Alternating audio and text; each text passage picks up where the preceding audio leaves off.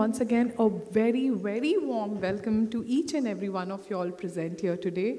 I know we are 15 minutes late already, and I'm extremely sorry for that because we still were getting calls from some of our speakers and our delegates that they were on our way, and we just thought it would be rude to not wait for them. So I'm not going to take much time.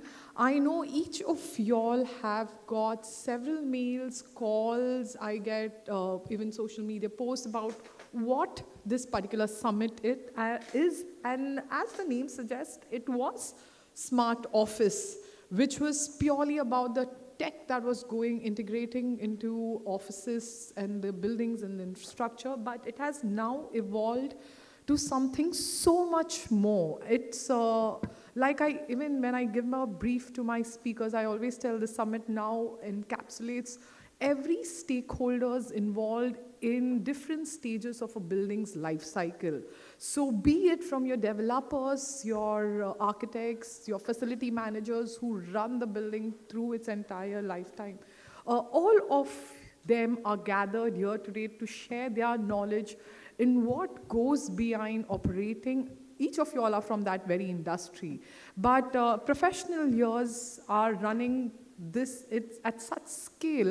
So insights coming from them is extremely invaluable. And I've had the pleasure of having some of the most prestigious names in the industry from Chennai with us here today, and I can't wait to get started and for them to be here on stage and share their thoughts and experiences with you. So to not take much time, I'm going to call on stage Mr. Bibor Srivastav, who is the Managing Director for Events from ITP Media India, to come on stage. Thank you, Chennai. It's always a great pleasure to come here and great to see friends Oscar, Punish, Shipal, and many here. I have never had the fortune to get into Chennai very frequently. But this time when I came, it looks very transformed. Definitely, and for all right reasons. We were yesterday in Kochi holding a very interesting discussion called Design Debate, talking about sustainability versus profitability at Grand Hyatt Bolgati. And we finished a very massive last evening. So all of the team members that you can see, including me, probably had very late evenings. But one thing that was very exciting for me is about coming to Chennai and trying some the local cuisine. And I have to tell you, I had my heart full this afternoon on a Chettinad thali. So I love the city. And now coming back onto the subject, commercial design has always been a kind of a publication which was never in the face of it, but very, very important publication.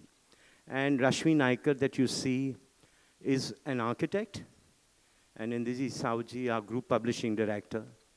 They all work together to make sure that a commercial design finds its own space and the rhythm and its own unique positioning. While you saw the slides last saying, thank you for making number one. Oscar, we love to be number one, but I think for right reasons. Because when we launched, and Rashmi, how many years was this? 12 years. 12 years when you really jog your memories back. Office segment, people were not talking, Shipal. There were no communication, real communication happening in this space. There was nothing people were serious about office segment. But about a decade back, we felt in our own research that office segment is the most fastest growing segment that we've seen.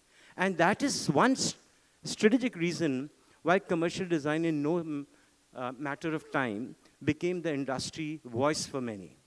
We brought the whole fraternity together, as rightly pointed by Rashmi, the complete asset owner, developers, architects, large corporate people, facility heads, everybody who matters in the office segment, and to walk with them and navigate with them to tell you the challenges and the trends that the industry will unfold. And today, I'm so very proud to be here in Chennai, which is absolutely leading the space. So big hand, ladies and gentlemen, and all of you who are transforming Chennai as the address for the office segment, making sure people like me, passe I wouldn't like to say, I don't want to say I'm going to be retired, but people like me, and on the other side, the next gen Gen Z, and all working together. And you are the people who transform spaces. So I think it's very interesting. We are on a cusp at a growth of time where we are seeing office segment really accepting the changes that it needs the most. And I think I have to thank immensely all our partners, Wellspun, Dormakaba, Wipro, Autic, for believing in us and helping us to grow, to make us come at a stage that we will now take it to another level. I think, as you can see, like they say, the more the wine becomes older, or the whiskey it becomes better. So this is the 21st edition, and all our partners have helped us. Our friends like you have helped us to go from strength to strength. And I think this evening today, the Chennai edition, and the next month we have the Mumbai edition. I think with every passing edition, our learning has been constant, and we've been trying to improve ourselves at every subsequent edition. So ladies and gentlemen, thank you for coming, and I really look forward to talking to you during the networking cocktails and dinner. Thank you very much. Thank you, Vibhor, for so impeccably spelling out what we stand for. With this, we initiate our evening, and like he said, evenings like this is not possible without industry support. And like he said, each of these partners with us have stood by ideating and conceptualizing and bringing together platforms like this. And one such partner is Wipro. And to just shed, I'm so sorry, I have a very bad throat today, so you'll have to just keep up with my screechy voice. I just recovered from a really terrible sore throat. So to just shed some light on the future of smart seating and intelligent lighting happening in the office segment. In fact, the chairs that you see, Wipro actually shipped them all the way from Pune, if I'm not mistaken, especially for our panel speakers here, for them to experience, and also at their experience center. So I'm going to quickly invite Subodh Methani, who is the product marketing manager at Wipro Seating Solutions, and Saurav Bhattacharjee, who is the category lead for modern workspaces and channel for Wipro Lighting Solution, to give us a quick insight about what the company's product and their portfolio is all about. Calling upon Saurav and... Influences our lives, from setting the mood to defining productivity, safety, and aesthetics. Light plays a pivotal role in our everyday experiences. We're committed to green building and WELL standards, fostering environments that are not only efficient, but also kind to our planet. Join Wipro Commercial and Institutional Business as we take a step towards human spaces, a world where lighting and seating solutions are designed with you in mind, for a healthier, more efficient, and better tomorrow. Very good evening to all of you. I am Saurav Bhattacharjee, category lead for Wipro Workspaces, Modern Workspaces. And with me is Subodh Methani, marketing manager of Wipro Seating Solutions. Wipro CIB has been there for more than 30 years, and in 30 years we have made several advancements in design, lighting technology, and for that we have been accredited globally as well as in India with several awards. Now coming to the new era of lighting, we live in an ever-changing world. With every year, every decade, there has been a change in the technology, in the philosophy, and in the design centricity of lighting. Now, if we look into the last few decades, from baby boomers to Gen X, millennials, and now Gen Z, there's been an evolve in the lighting and as well as this overall office design. Earlier, it used to be more open. People used to walk in a more confined, earlier used to be more confined. People used to walk in a more confined structure, more rigid. But with time, it became more open. In case of Gen Z, the modular furniture came in, it became cubicle structured. Then millennials, more open, hybrid workplace, more focused on sustainability. And then Gen Z. Now it's prominent focus on sustainability, much more flexible, much more open, and they don't look into only office space, but it's more than office, beyond office. Now with that comes the topic of high-performing workspaces. What are high-performing workspaces? Workspaces which are highly energy efficient, which are flexible. Now, the employees don't need to sit at one place to work, they can sit at multiple places. Even they can do the hybrid working. Inclusivity. Is it open enough to encourage people from different diversity, different ethnicity, different capabilities? Technology integration, nothing can be high-performing in modern era without technological integration. And occupants' health and wellness. Is it only for aesthetics or the right materials are used for proper wellness? Now, these are not my words. If you get into LEED and WELL certifications, all these factors are covered. And from Wipro CIB, we can cover the following points, which are light, community, sound, material, and indoor environment quality. Now with this, we bring to you our thought process, which is spaces which are will lead to boost productivity, spaces which are quieter to enhance well-being, spaces where the right ergonomics bringing maximum comfort. Now when we deep down into lighting, the first which comes to wellness is circadian rhythm. Now what is circadian rhythm? Light affects 3 hormones in our body: melatonin, serotonin, and cortisol. And with the right balance of hormones, we can be much more agile, we can have much better sleep, and thereby we can have much better productivity. Enhanced daylight access. It is well known that few minutes of daylight access can give you better productivity and hours of better sleep. Visual balance illumination. It is well known that we need light on the horizontal surface, but what about the vertical surface? So that's why the concept of visual balance illumination. Glare control, the right amount of light will give you a soothing effect, but if you have too much of light, it will give you glare and eye fatigue. And then dark sky solutions. Light which is used outdoors and which spill upwards, which affects the life of wildlife, migratory birds, and also human beings.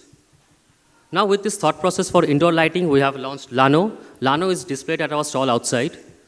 This is the first time in India we have brought a colorimetric lens light with 65-degree beam angle. Now generally if you see colorimetric lens light, there are small oval light sources. Now whatever colorimetric source light we get, that are 30 to 35-degree beam angle. But we have, through our design, achieved 65-degree beam angle. That means you need less number of lights, yet you get the colorimetric effect. It comes with UGR less than 13, that means well compliant to well standard, CRI 90 and flicker free. And also we have a zero leak technology where you can fit the fixtures and make it a longer linear structure without having any leakages. These are some of the projects which we have done in the recent past. There is a stretch fabric solution. Now coming to dark sky. We used to hear the word starry night, but we don't see stars anymore. Now 83% of the world lives under dark sky. The increased light intensity is confusing the migratory birds, so they cannot navigate properly. It also wastes 60 to 70% of the energy levels. It is causing a lot of hindrance for the wildlife and also causing for us humans a lot of health issues. So thereby, in answer to this, we bring to you India's first made in India dark sky compliant light, Vista. If you see the light output, it is completely falling downward where exactly it is required. It is not spilling outwards or towards the sky. Now we cannot have a well and futuristic workspace without smart and connected services. So thereby we bring to you Wipro's smart and connected services. We have more than 20 projects, more than 40,000 connected devices, and we have Bluetooth low energy, PoE solutions, wireless connectivity, and also solutions for both indoor as well as outdoor. iSense is our wireless solution. This is the first time an Indian company brings to you a wireless automated IoT solution. You can go completely wireless with this. You can automate lighting for daylight harvesting, occupancy sensing, time scheduling, and curtain controls. The data can be analyzed thoroughly for energy management, device usage. It can be carbon zero, it is wireless, so 30% carbon footprint would be saved through this. And also we can have BMS connectivity through this. And it can expand beyond controls for asset tracking device and many other features. Now we know how sound affects the employees and the human well-being. 52% of are of the productivity is hindered by background noise. 26% is affected by ringing phones. So thereby, we bring acoustics. First Indian company in the premium segment to bring acoustic solution amalgamated with lighting. We assure 0.9 NRC in all our fixtures in sound absorption, and it is accredited by ARAI Labs. This is the range of the different solutions we have. Now I'd like to invite my friend Subodh Mathani to take forward the rest of the presentation. Most importantly, when we talk about the timeline, right, it's 25 years sitting on, and it makes me recall the time of 2005 when somebody has suggested one particular thing to me in a very decent way. He told me something that is really important. He said, a man convinced against his will is of the same opinion still, right? Years back, we convinced the architects that it's good to put the ceiling. Years back, we convinced the architects to put the cabins and the cubicles. And years down the line, we convinced the architects to remove all those ceilings. We convinced them, right? They were convinced. Now we are trying to tell them that, yes, we are looking for the solutions for it, because it is creating an acoustic problem. Now, this acoustic problem has to be addressed. How it is to be? We have to have certain products which actually addresses that kind of a problem which has been there. So we came up with a product named Flippo. Now, why did we name it Flippo? Because you can flip it. Flip it to the back, flip it to the front, utilize it as per the requirement. You all must be sitting in your offices and you all must be fighting for a room to present or to have a discussion in your office spaces. It solves that. That is the kind of a beauty that we have got, and it gives you the kind of a acoustic treatment which you must be looking for in your office spaces. Then, post that, we also have something which is absolutely important, absolutely stunning. You all are looking for a meeting room. We all also look for a meeting room in our office spaces, and we all look back into the history where we used to get into the phone booths and used to make a phone calls to our relatives. That's the same thing which came into the office spaces. Previously, they were making out of the glasses. We have made a sophisticated solution to it, and we call it something which is focus box. Focus, because you can focus upon the project that you're working upon. Focus, you can bring onto the work or the relatives that you want to talk about. We also talk about ourselves that we are the fastest growing premium Indian seating brand. We are really very clear about it, the kind of a positioning that we have, the kind of products that we are actually sending to the customers. We understand our overall motto that we have, and we are really clear about that. All the segments we are into, yes, they are pretty much visible to us, so we are 100% sure that we would be able to cover 360-degree when it comes to the world of architecture, as well as simultaneously the landscaping too. Yes, we are consistently working upon the products, and we are really bang on to the targets. We talk about work from home, we got a solution. We talk about something which is collaborative, we've got a solution. We talk about the cafeterias, we got a products for that. We talk about the auditoriums, and we are really boastful about that. We have got a solution for that. And when it comes to the public seating, yes, we do have a solution for that. So that's how we are covering the overall spectrum of the solution that we are looking after. And this is something which is really important for all of the people who are sitting here, because you all understand the technicalities which are really critical in any of the case. A chair must be certified with BIFMA when it comes to the structural stability as well as the other factors. We boast about we are the #1 company in the auditorium seating, and yes, we keep on boasting, and we will keep on boasting for the next few years at least. There are certain images that talk about what we have done in the past. And more importantly, when we talk about the products, we generally focuses upon the technicalities as well as the commercial viability. But from my personal perspective, as well as the Wipro's perspective, it is not the product which speaks of itself. It is a solution centricity which really matters, especially to the architects, to the designers, as well as from the manufacturers per se. So that's what we are completely glued upon, and that's what we wanted to bring onto the things. And at this point, I would rather say, yes, we are convincing you that put the acoustic solutions, put the best of the products, and put the best of the efforts to make lives better for the end users. Thank you. Thanks a lot.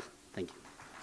Thank you, Subodh. Thank you, Saurav, for quickly wrapping up that and telling us what Wipro lighting and seating is all about.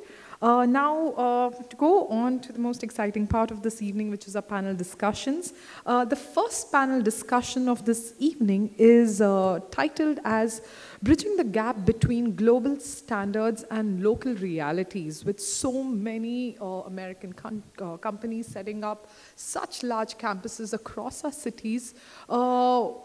and especially for a country like India that has such a varied geography, we are trying to understand from experts and developers in this particular domain how they are abiding by the Red Book guidelines and with the cultural variances in India itself. So to moderate this panel, we have Mr. Julian Francis, who's the Senior Vice President for Asset Management and the head for Chennai at RMZ Corp. Joining him is Sudhir Nair, who is the Director for Operations at Train Technologies. Before I go on introducing, I want to first call my colleagues to put in the chair. And this chair, she was waiting actually for it because, like I mentioned, it's shipped all the way from Pune from Wipro. It is called the Always chair, and apparently it has this feature of automatic weight sensing, which adapts to the user's body and build to give them not just like the regular comfort, but in personalized comfort. And apparently even its backrest is such that it shifts and moves and stays with the user despite its varying positions. So it'll be great for my speakers to probably experience it and share that with the Wipro team. So like I mentioned, my panel members, we have Sudhir Nair, who is the Director for Operations at Train Technologies. Joining them is Anthony Jacob, who is the Executive Director and Head of Tenant Representation at Cushman & Wakefield. Also, there is Ajit George, who is the Executive Director and Head of Office Services for Chennai at Colliers. And with them is Shivakumar V, who is the General Manager for Ford Land India Markets. And finally, joining them is the architect Shripal Munshi, who is the founder and principal architect at Shripal and Venkat Architects. With this, I'm going to call each of my speakers and our moderator on stage to take this particular platform and share their thoughts and insights with the audience today. A huge round of applause, ladies and gentlemen. They've taken their time and the efforts they've put into planning the points for this discussion only. I know because I'm a part of that WhatsApp group. It's phenomenal. I wish I could share that on the screen with y'all, but y'all will see it live here. Over to you, Julian. So you want a lapel mic? I think thanks to Wipro, I think we are testing the chairs first, checking whether we are comfortable before we start the session. Thank you, Rashmi, for the introduction. But I think we can speak for half an hour about the panelists here itself, the wealth of knowledge they bring. I think all of them minimum 2 decades in the industry, coming with a lot of projects, a lot of client interactions, a lot of occupier insights. So I think Mr. Sudhir has been with Train for 15 plus years. Mr. Shivakumar with the Ford for 15 plus years. Anthony with Cushman for 10 plus years. Mr. Shripal with, I think, the architect firm in Chennai for 12, but overall 40 years, 35 years, sorry. And Ajit, in the city and with Colliers for 2 plus years, JLL 4 years. So we here, what we're trying to do is the topic, how to take it forward. I just want to set a little bit of a context because we are coming from varied backgrounds, architects, consultants, suppliers, vendors, even developers. So I'll just show 2 slides, nothing more than that, to set a context on the business we are talking about. End of the day, all of us here for business servicing each other. And once we set that, then we'll get into the discussion and speak about the experiences of what we have seen and the topic itself on where it's leading. Till it comes up, show of hands, how many of you are architects over here? Yes. Consultants? Yes. Developers? At least my fraternity. And IPCs? I think the majority is architects and consultants, so yeah. So I'll start till they put it up. Chennai, post-pandemic, see Chennai market, if you see, typically does 3 to 4 million square foot of space, of space absorption. So I just want to show you where we are in the last couple of years and where we are going in terms of demand and absorption. and little bit on occupier, and then we'll just jump into the discussions. So Chennai today has close to 103 million square foot of operational office space. And this, if you take only the grade A office space, you're talking about close to 70 million square foot. And grade A office space, it will be touching 100 million probably by 27, 28. There are a lot more developers who are entering the city. There are a lot more developments which are coming up. And thanks to the government, also a lot more lands are getting opened up. So we'll be having more office space coming up. So that is the supply which is there in the city. And if you look at the demand side,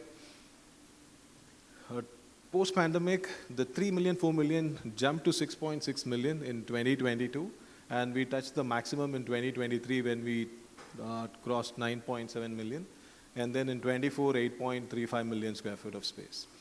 This year, I think it will be coming down again because of the supply being a little bit short. I think my guess, we are in the first quarter, but I think it will be around 6 million, 6.5. I'll let Anthony Ajit correct me there. And if I have to break down the demand over here, for Chennai at least, the majority of it is the BFI sector which has been coming into Chennai, and then the next is the engineering and manufacturing. I think that's, again, thanks to the push from the Tamil Nadu government on the manufacturing side. People feel the talent, the stability, the low attrition rate, what the city offers is helping in growing that. And the third is the flexible workspaces. Earlier, Chennai was very, traditional office space was the peak. Now we have a lot of flexible operators getting into the city. They've been there in NCR and Bangalore, more Chennai also has seen a lot of absorption in that. And from the occupier side, I just want to give 3-4 points over here. The first thing is the office is here to stay, which is good news for all of us. The office, return to office, I can say it's like roughly 2 to 3 days is the mandate which is going around, while people, we want them to come 5 days a week. We are all working 5 days a week. But the mandate is around 2 to 3 days a week, and I think as it progresses, because it's all driven by the US organizations and their policies, we feel it will be increasing as the day goes. And if you look at the leasing and the portfolio strategies, it's been holding on to the existing assets. And if they are leaving or moving, it's due to flight to quality, where they get on from the existing asset to a grade A asset or a better asset where they can consolidate their 3-4 smaller offices together and have fewer locations. And the last one is, again, post-pandemic, upgradation of the office spaces. And the last one is like the workspace strategy, which is whether it is amenity-driven, whether it is achieving all their well-being goals for their employees. And the last one is ESG, because it's getting more focused today, and it's not only about certification. So this is the context I just want to set about so that we all understand the business we are in, the demand which is getting driven, and the occupier, what their feedback is. I think with the majority of the people being architects, we'll start with Mr. Sripal. So the key word today, wherever we go to offices, whoever we discuss is sustainability.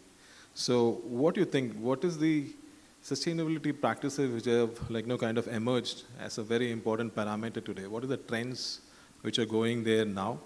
And can you provide your insights on this and what the occupiers are looking at it today? Sure. First of all, a warm welcome to all of you and a very esteemed panel with decades of experience. I think one of the first changes that I personally see with our private clients is an openness and a willingness to go down the sustainability road, not just as a lip service, but to actually carry it through. And they are coming back and they're asking us to quantify and explain to them what if we do this, what if we do that, what is the impact on the capex. So, and most important, how does it eventually pan out for them? Now, after all the analysis, it comes down to 3 things. If your client is in an industry where it becomes mandatory for them to operate out of LEED or green building certified, whatever it is, then there's no question because automatically the entire baseline is set to work towards that.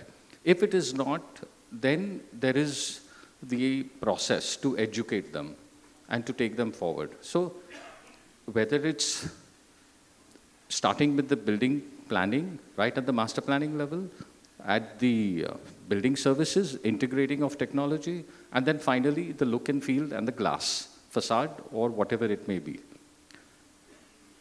We are actually experiencing a change in perception that a glass building doesn't necessarily become a smart building.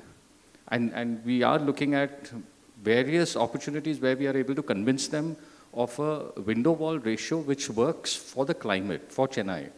I mean, and for the fact that we are in a place which is hot. You don't make a glass box and then say, now specify the glass and you make it energy efficient and whatever else, and then you get your points. No. So it's a slow process, but I see a lot of positive result. And you know, the most important thing which is driving this is the Gen Z and the Gen Alpha. The second generation and the third generation inheritors and the decision makers, they are the ones who are propelling this change of thinking. And because they are well-traveled, because they are well-exposed, because they are completely tech-savvy, and they realize there is this sense of responsibility, social responsibility. So I think they're all positive pointers and all signs aiming towards, if you just go back to the previous slide, where we've highlighted the aspirations, the slide which was right here on the screen. So it's not just about air, light, landscape, biophilic, all these catchwords. Now, for the first time, there are corporations and there are people who are focusing on mental wellness, like you said. And they realize that you can't get productivity out of your team and out of your hundreds of employees if you treat them like a, sweatshop. Let's put it this way. So this directly has an impact on planning, on design, on materiality, on acoustics, on touch and feel, tactile, on lighting, the full works. Because they're asking for something more. They're asking for something better. They're asking for something which does not tire them out by the time they're at the end of the day. And this is actually what is going to help them arrest the rate of attrition and make them want to come again and again, and then make them, I think it's also a sense of belongingness. You know, the rigid office space planning is gone. It's multi, flexi, hybrid, whatever terminology you want to give. It's all lending towards a young mind, a vibrant mind, a mind that does not want to be shackled into, this is my desk and this is my pinboard and this is my this thing, and I'm going to come here 9 to 5 and then 5:30 I need to get out because I have to get onto the bus. No. I think that's passé. That's clearly. So these are all positive So basically what you're saying is the Gen Z is driving the design of offices today? I think so. I think so in a large way, directly and indirectly. I mean, that's what we are finding. And it's no more a lip service that actually people have to think about the envelope of the building, what are the kind of materials which are going in, and technically they want to, and genuinely they want to make a good building, is what you're trying to say. Absolutely, and just look at Hyderabad. I mean, that one city has so much square feet of under construction, which the statistic which you put up, it will dwarf all the other cities by a mile. I mean, literally by this thing. So who's going to come and work there? It's this age group. Sure. So I'll go on to Mr. Shiva. He's just come hot from Bangalore after inaugurating a brand new office there. So congratulations to him and his team. Thank you. And I think the entire global Ford leadership was there in Bangalore for this. So your views on this, Mr. Shiva, like now how you take this, like design and sustainability and how it's getting driven? Yeah, so thank you so much. Thank you, ITP, for giving this opportunity. I think these are certain things which comes from the core principles of the organization. What is the tone at the top, right? If the tone at the top is not very clear, right, then you, as we were talking about lip service, right, you will do certain things only for the lip service. But for sustainability, right, you need to have a very, very firm commitment, and you need to be really conscious about this world, and the organization should clearly understand what is meant by the triple bottom line, right? Other than that, you will not be able to really put your resources into the sustainability. And Ford Motor Company globally has got presence in many, many countries, and we have automotive plants in many countries. And in fact, we are having one in Chennai as well, right? So sustainability is the core principle of the organization, and many of our manufacturing plants are marching towards the carbon neutrality. So whatever we have learned from our automotive sector, we are also wanting to bring it to the commercial sector. And incidentally, we have a large presence, second largest presence out of US is in Chennai, where we have more than 12,000 employees working in Chennai, based out of Solinganallur, right? So we have a large campus. It is a green campus, platinum rated green campus. So when we consolidated all our offices in Chennai into one particular complex, right? So we decided that it has to be really a sustainable campus. It has to be a green campus. So this is something in line to the core principles of the organization. And more importantly, in today's world, as Sir was telling, Gen Zs are driving this, right? So today, if I have to attract the talent, right, I need to showcase them that my organization is actually supporting sustainability, and my organization is able to provide you the right level of health and well-being, right, so that we are able to attract the right talent. So today, all the professionals have become really super intelligent, and they are also driving this, questioning this, whether this organization has got the principles towards the sustainability. This is my understanding. Thank you. So again, the takeaway is like there should be a top-down approach. The organization has to set the tone. And second is like, look at what the end user is going to be asking and ensure you deliver it in advance. Absolutely. All right. So in the same line, we will just tweak it a little bit for Mr. Sudhir here, because he also just recently finished an office in Chennai. So the question for you is like, when you're doing offices and if your focus is to do a sustainable offices, is there a cost difference which an organization has to incur when you're doing it, or is there no difference of doing a regular office vis-a-vis a sustainable office? Thank you. In fact, if I answer that, split that question into two aspects. One, as Mr. Shiva said, what is a corporate goal? What we have as an organization? That is the first key important aspect, what we'll be driving. And the cost parameters comes as a secondary element.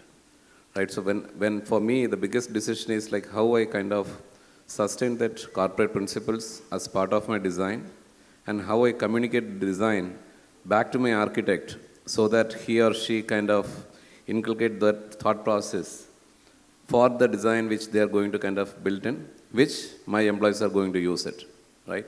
So when we look at all these three parameters, that is one key element which for me stands out.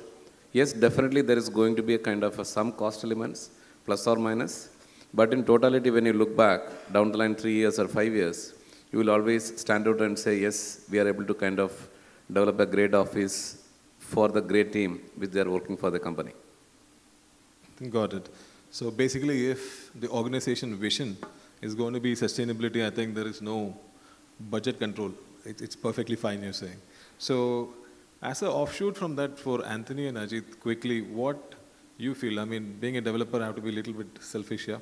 So do you feel that if a developer is doing this, like investing this money and then like doing a very sustainable building today, is there any rental advantage for a developer when he takes in all this effort to do an office space? Anthony. Hello. And second one is, do they rank higher than a standard building? Is there any additional points which an occupier gives? Good evening all, and thank you for having me here. To come to answer your question, well, are the occupiers willing to pay a higher price to move into these buildings? Currently, the answer is yes. And the story will continue as long as the global occupiers see the rental arbitrage, the cost arbitrage, the talent pool availability, and so on and so forth, right? I'll put forward a live example that is happening right now, right? We are working with a global GCC who wants to set up an office here in Chennai. They have mandated to us to set up 100,000 square feet of office space, right? We have floated the RFP, we're working on the transaction and so on. 2 weeks back, I read an article that says that they're laying off 2,000 employees between the US and the European markets. I was in impression that I'll be getting an email soon from the corporate stating that this project is put on hold or probably staggered to the next financial year and so on. To my surprise, an email came in last Monday stating that our requirement has moved up from 1 lakh to 200,000 square feet. I mean, 100,000 to 200,000 square feet That's good. with a growth option to move to about 0.5 million square feet, right?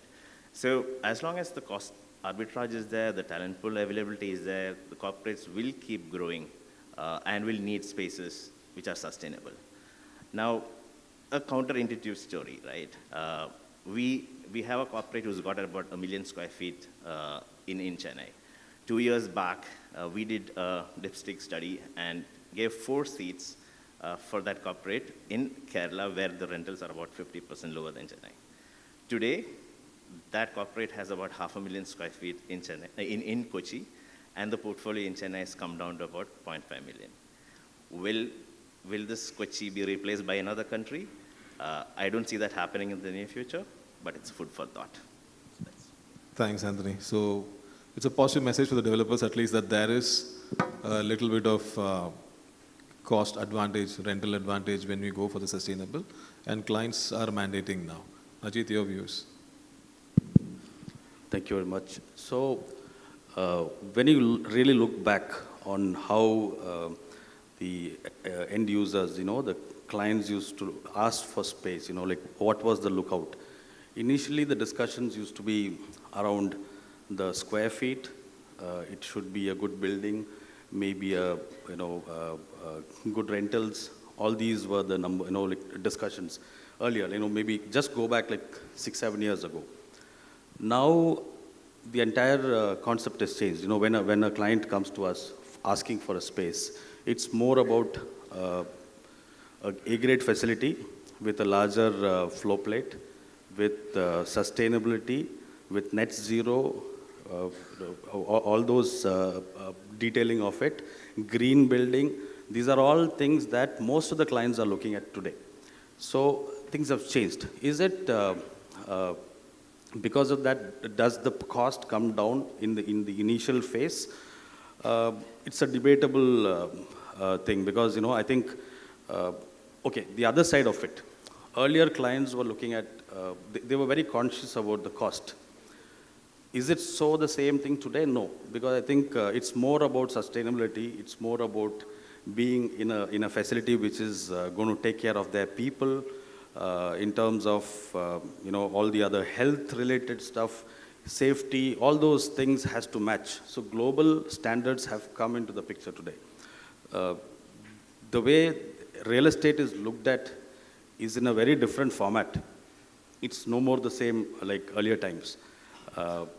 How the savings will come for the customer or the developer, for the client or the developer both. On a long run, definitely there will be a lot of savings. Because, so one thing, when there is a lot of common usage of a lot of things, so where, just take for granted how Flex has started performing well, Flex offices. If you see 3-4 years ago, the rate at which what they were taking space was maybe around 2%, 3% take up in the entire market. Now it's gone to more than 18-20%. Every year take up is that. That's the take up from a Flex provider. So what they're doing is they're integrating stuff. So there is so much of common facilities which many people are using at the same time. So that's more of sustainability. That is the way. And that is the way forward. So a lot of new ideas are coming to the picture. The cost is not the criteria anymore. But is there a saving? Yes, it is.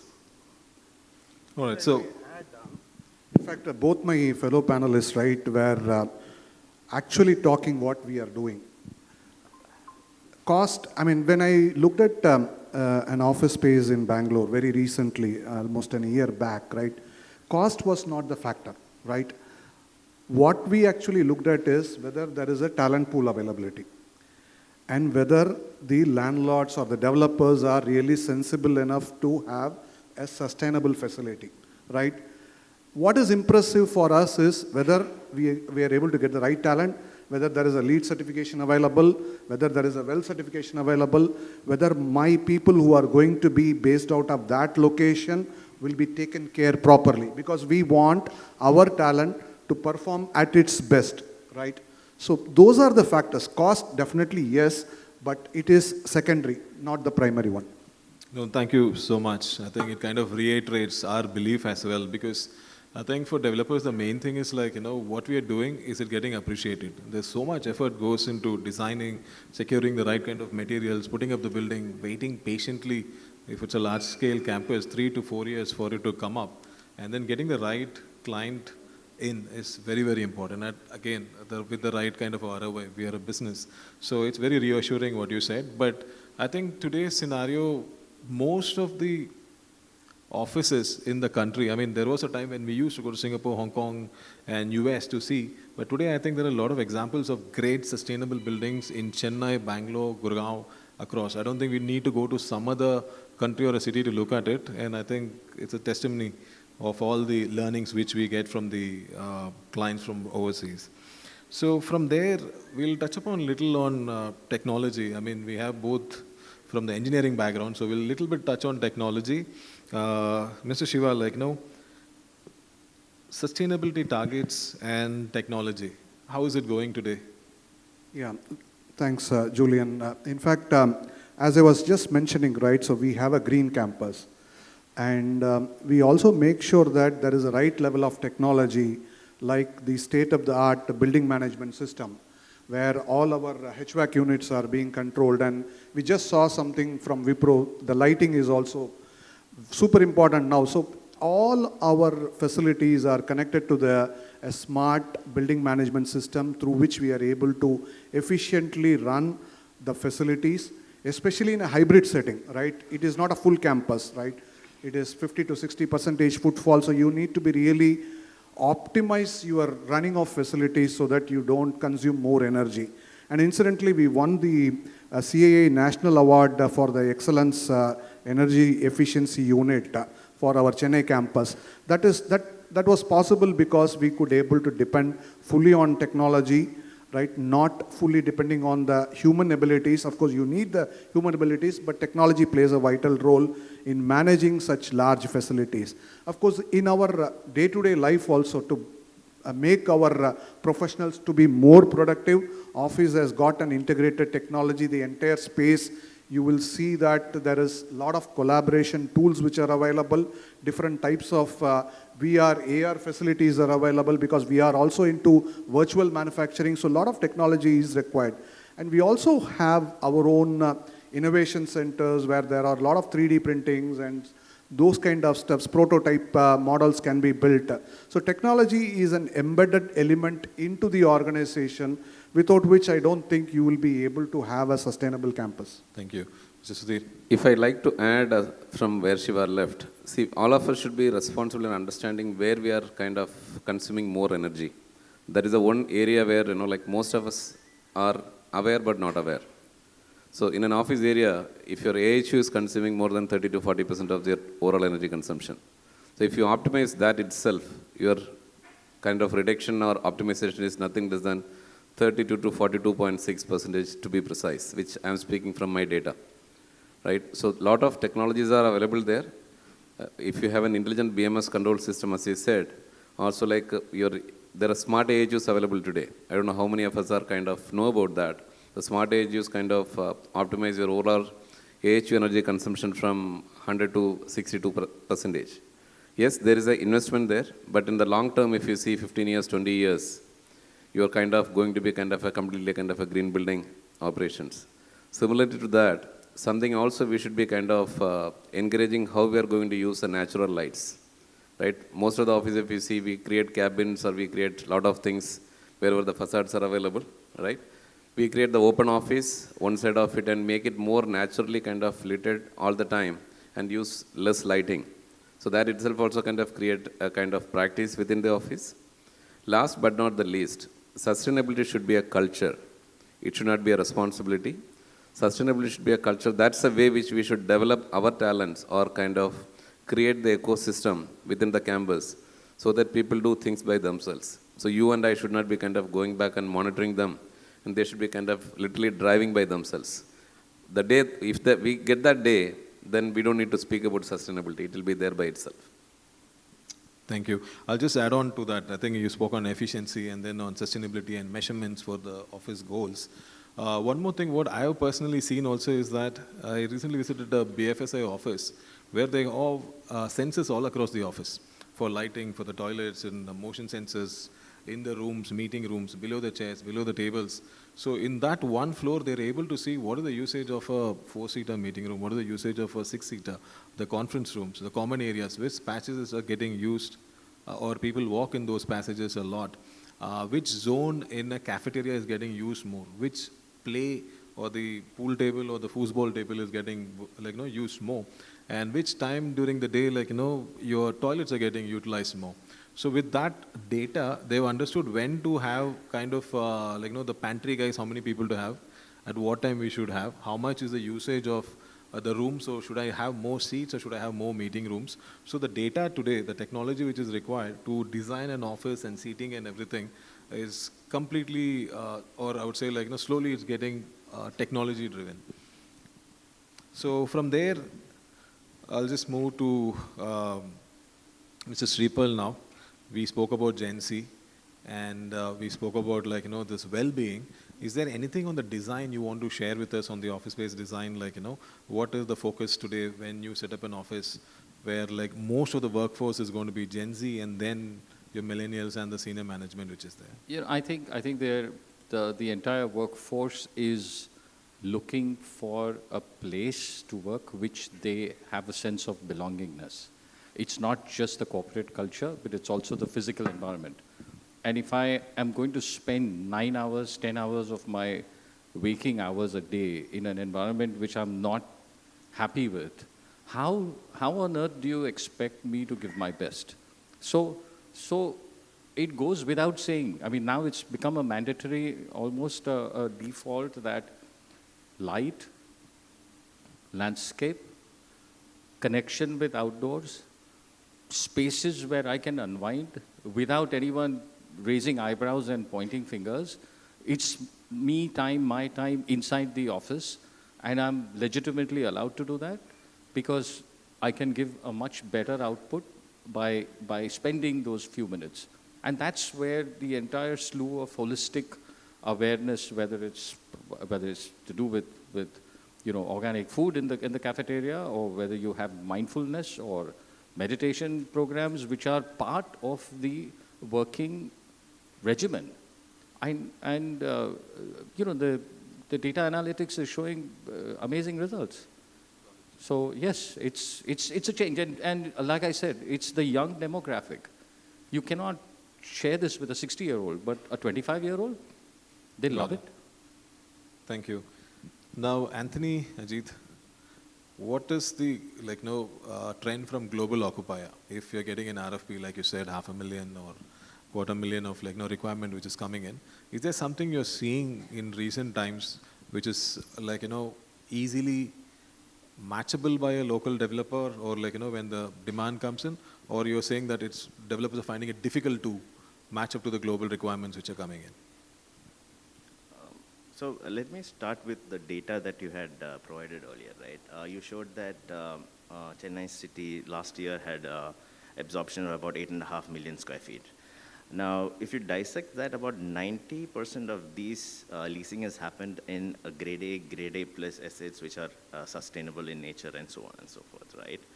Now, we also, in the real estate fraternity, we also capture a measure called the net absorption, which is about 2.5 million for last year. Now, what this really shows is that occupiers are moving out from their grade B, grade C assets into these grade A sustainable assets which have energy efficient equipment, lighting, green integrated, the power is green power energy, green being the center and so on and so forth, right? So the corporates are not kind of measuring just the brick and mortar and the specifications of that. They are now more looking at what experience these developments can provide their associates for, right? So that's the change that we are seeing over the period. Thank you. And Ajit? So Anthony said exactly the same thing I was thinking. So if you really look at it, last 1.5 years, the kind of supply that came, A-grade supply that came into the market, I think close to around 95% of it was absorbed as it is, as we speak, within a year.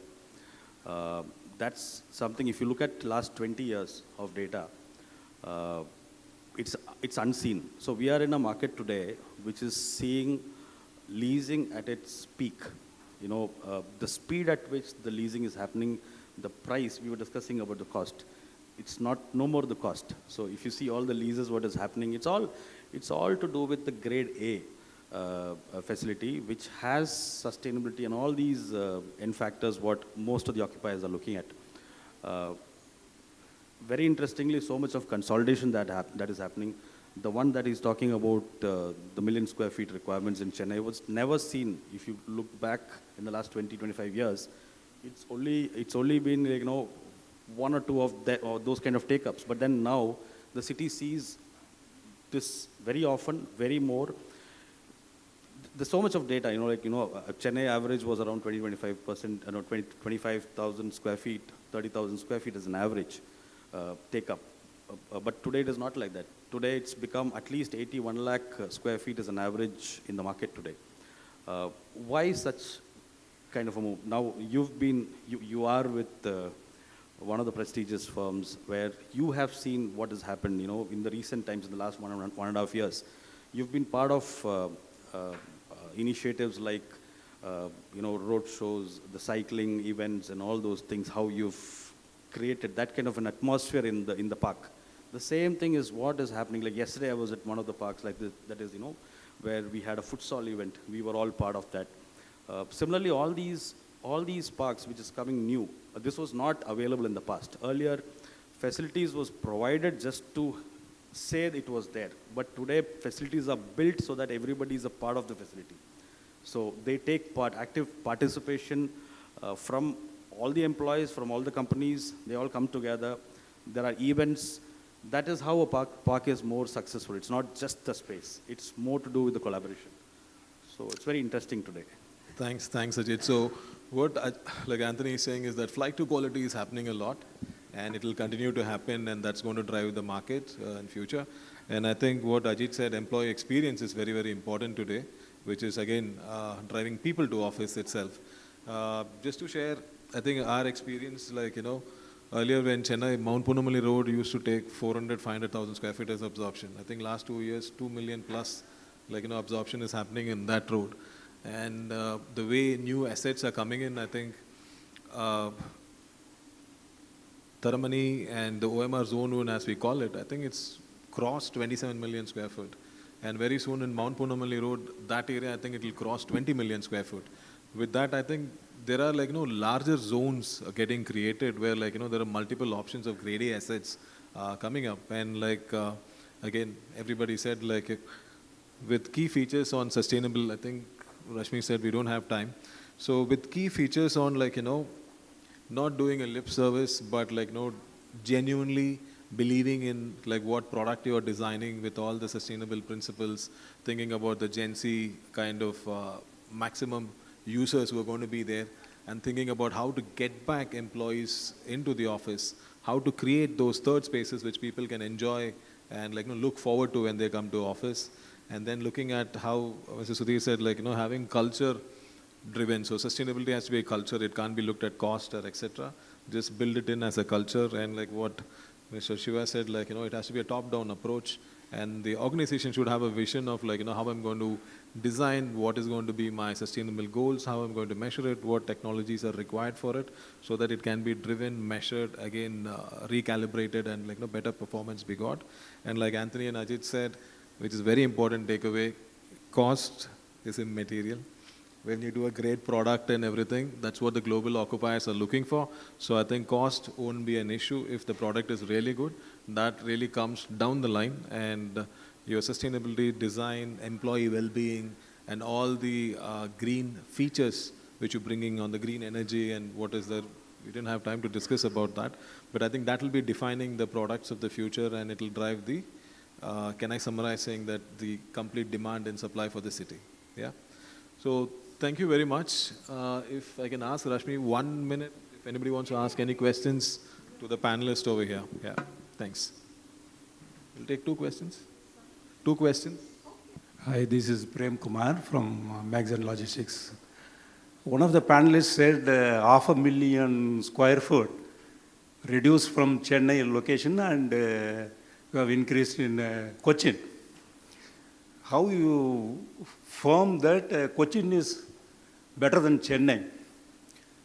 Because Cochin is famous for union, labor issues, and communism, everything. Do you think Cochin is better than Chennai? I was not taking it in an absolute sense. When I mentioned Kochi as an example, what I was mentioning is if there are other countries or other states that can provide more cost-optimic solution, talent pool availability is higher, where if operation efficiencies are better, there could be a migration. So it happened to be that in this example it was Kochi, but for that specific corporate, the talent pool that they needed was there in abundance, and they kind of capitalized on the lower rental and OPEX cost as well. So that's the reason that they decided to grow. But my example that I gave was for a general case. If any other state or probably even a country, if they can provide this, there could be a risk of migration. Thank you. I'd just like to end with one note. Today, green buildings, certified green buildings, comprise of 1 billion square feet in India, pan-India. And that is merely 5% of the building stock. So you can imagine the potential for growth, potential for retrofitting, potential for changing the landscape, and literally scorching the benchmarks for the next 20 years. 5%, 1 billion. Do the math. Definitely. I just, firstly, may I, with your permission, I think, firstly, a big hand to this incredible panel and how well you moderate. And just take a very quick question, which has been harboring for a long, long time, and was bouncing with Rashmi and Indrajit as well.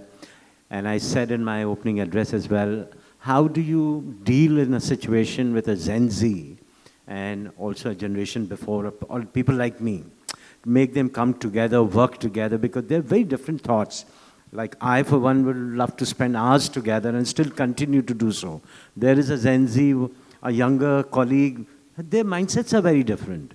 How are spaces designed to blend this culture of two different generations and make sure they talk to each other, collaborate, ideate, and still, like my friend Shipal says, have like happiness is there. How do, it's a very daunting and a very challenging task. Anybody? It's a question which all of us are trying to find the right answer. But what I can tell you as a developer, like, as providing service to all the companies is that we try to create a lot of engagements. Because today, if there's no engagement, people are not going to come back to office. So the business from a B2B has moved B to C. So the way we used to focus on your CEOs, CFOs, real estate head, along with that, we started focusing on the end users. What are their passions? Like we create apps where it collates people who like what Ajit said, who likes cycling, who likes running, who likes music. So we have this open stage events where people can come and sing on that day, dance on that day, do whatever they want to do. And then we create these platforms for them. So we create or we curate a lot of events and everything within the campus where people feel that hey, I want to go to office, I'm working, at the same time, I'm having fun as well. That I think is very, very important. So that's what I was saying. The third space is what you create within campuses are very, very important in pulling all the Gen Z audience because they get bored very easily. What they see today, tomorrow they're not going to be there. So you need to have multiple touch spots within the campuses. Today we are very high on art. We really think about where we can create Instagrammable places because social media has become very important part of people's lives as well. So that focus on design is very, very high. And then comes the spine and I have to satisfy Mr. Sudhir, I have to satisfy Mr. Shiva. All that becomes like the norm. But if I do the B2C calculation and see what kind of experience I'm able to create, I feel that there is an opportunity or a great opportunity to engage with them and then pull them back to the office. No, I think very well said, and just to labor on what you said, and maybe a food for thought. Rashmi is literally giving me a frowning look, but this is interesting. I would recommend you and Indrajit that we may look at CHRO or the HRM person also on the panel, because at some point of time, people like me have to unlearn also. I mean, while we take care and say so many things about Gen Z, but at this time in life that we have to also unlearn ourselves. And on that note, I think, Rashmi, I'm not going to take time. Just to add what Julian said, right? So campuses are not built only for baby boomers or only for Gen Zs, right? There is a mix of multiple generations, and we want them to work together so that the organization is really productive. So there should be something for them, right? For a Gen X, there should be something, a yoga place or a meditation place, right? A right level of food available there, right? The right quality of food is available. And there are state-of-the-art fitness center where these Gen Zs can go and then work. And there is a beautiful gardens are being built, right? Where in the evening you can just go for a walk, and Gen X and Gen Z can together walk, right? So it's a mix of many generations. You need to consider those things while we build the campuses, right? Thank you very much. Before, just one thing. Last year, we completed an office, 45,000 square feet in Taloja. One of the employees was retiring, and you know what he said? He said, I don't want to retire in this new office.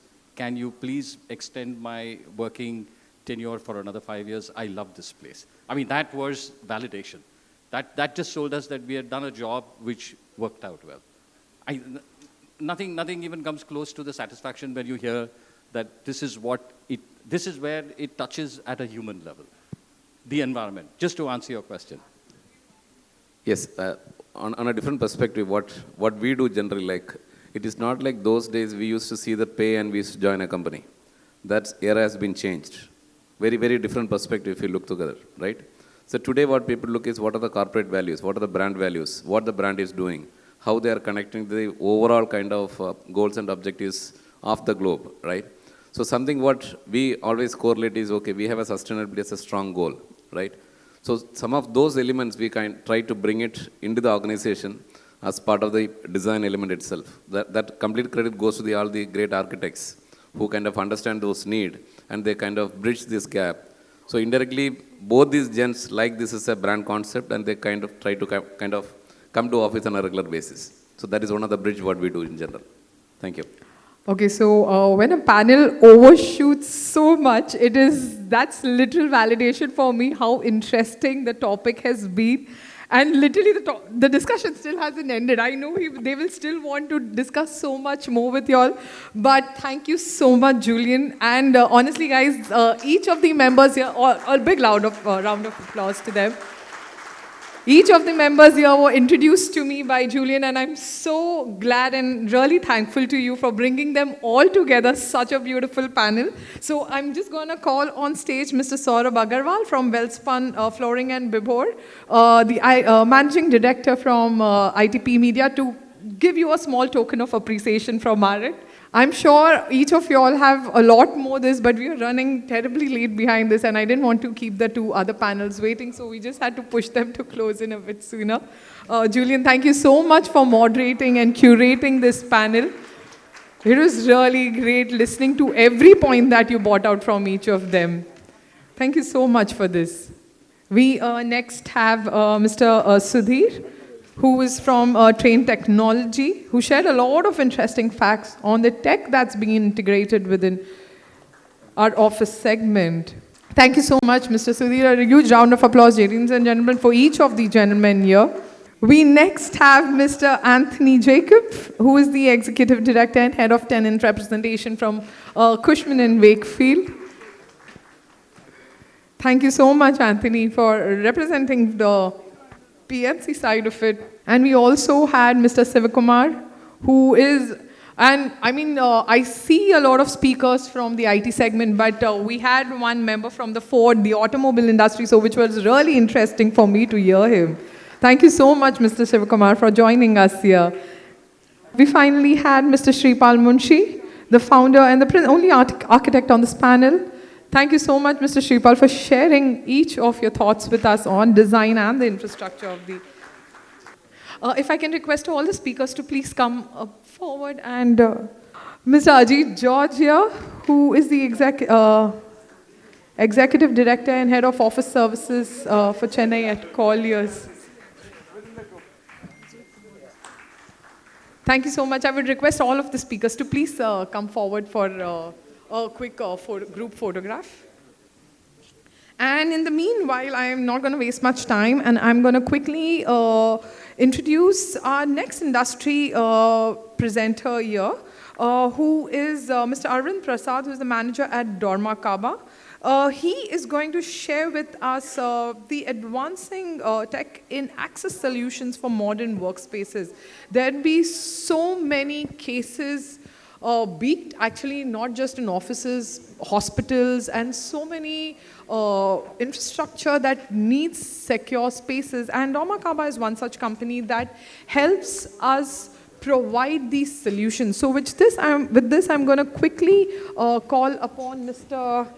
Arvind to come on stage and take it forward. A huge round of applause, ladies and gentlemen, for Mr. Arvind. Thank you, IDP Media, for giving this wonderful opportunity for us. Humans are social beings. We create buildings and cities, places where individuals come together and build communities. These are places to connect, stay, and love. For every place where we learn or rest. For every place where we get inspired or create memories. For every place where we build a career or start a new chapter. For every place that shapes a community.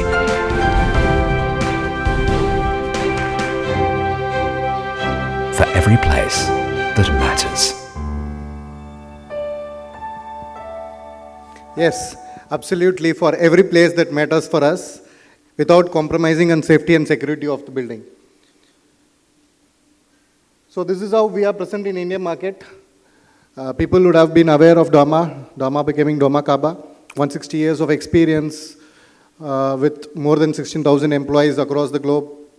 You have got 1,800 patents.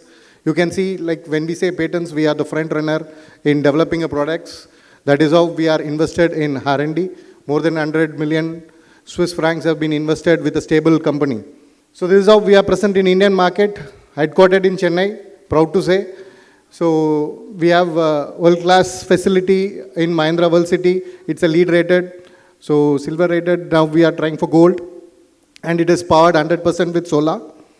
And we are again proud to say that the first laboratory, people give NABL for laboratories, and we are the country's first hardware manufacturer who has got NABL tested laboratory.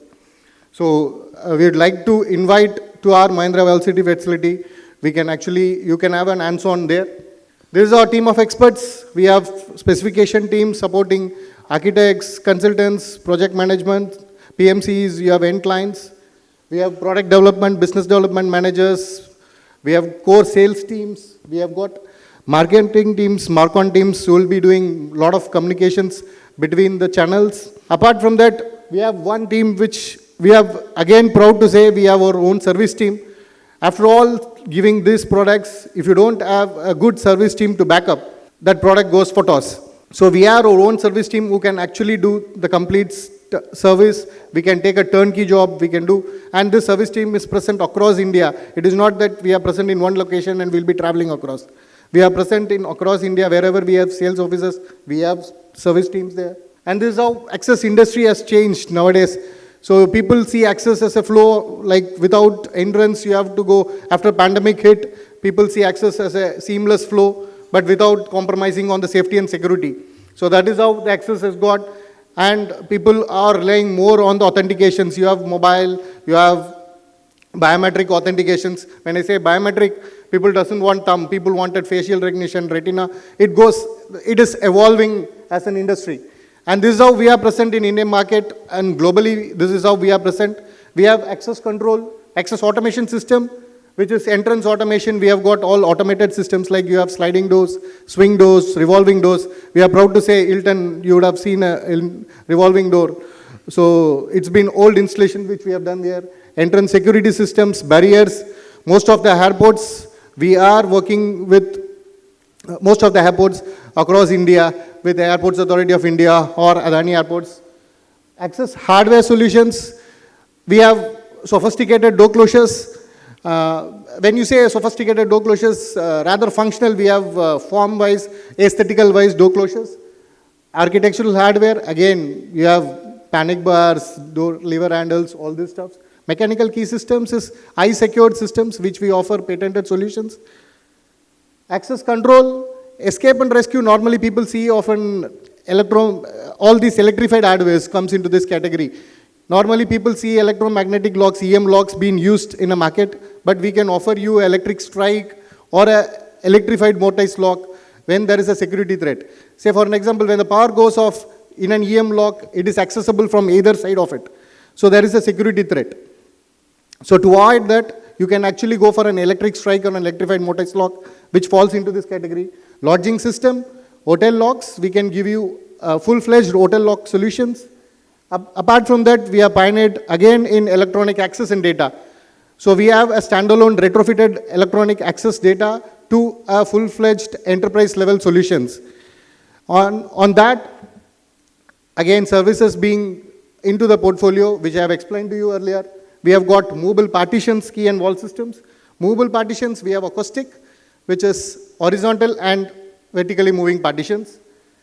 I'll just go through a few products like we have got on the security layer because it's a mix of crowd without of showing a lot of products like this is more into the perimeter of the building. We have got boom barriers, full height turnstiles. We have got touch-free access. When we call touch-free access, the access becoming nowadays, like people say, it has to be seamless. So we have got solutions for that. I'm rushing through because of timeline. This is the new launch of automated solutions. People never would have thought these kind of solutions. I'm just running a video on it. So this is first in the industry which can give you 15 lakh tested cycles. Normally we give 10 lakh tested cycles. This is the 15 lakh tested cycle product. So you get 50% advance on the service.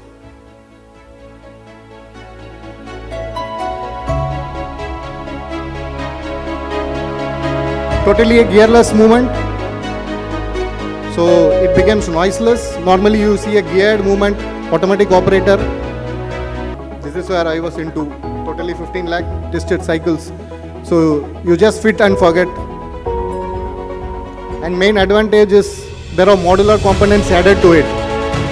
Even Dormakaba's service person knows when this product has to be serviced. So they can actually monitor through an app. All modular configurations getting into.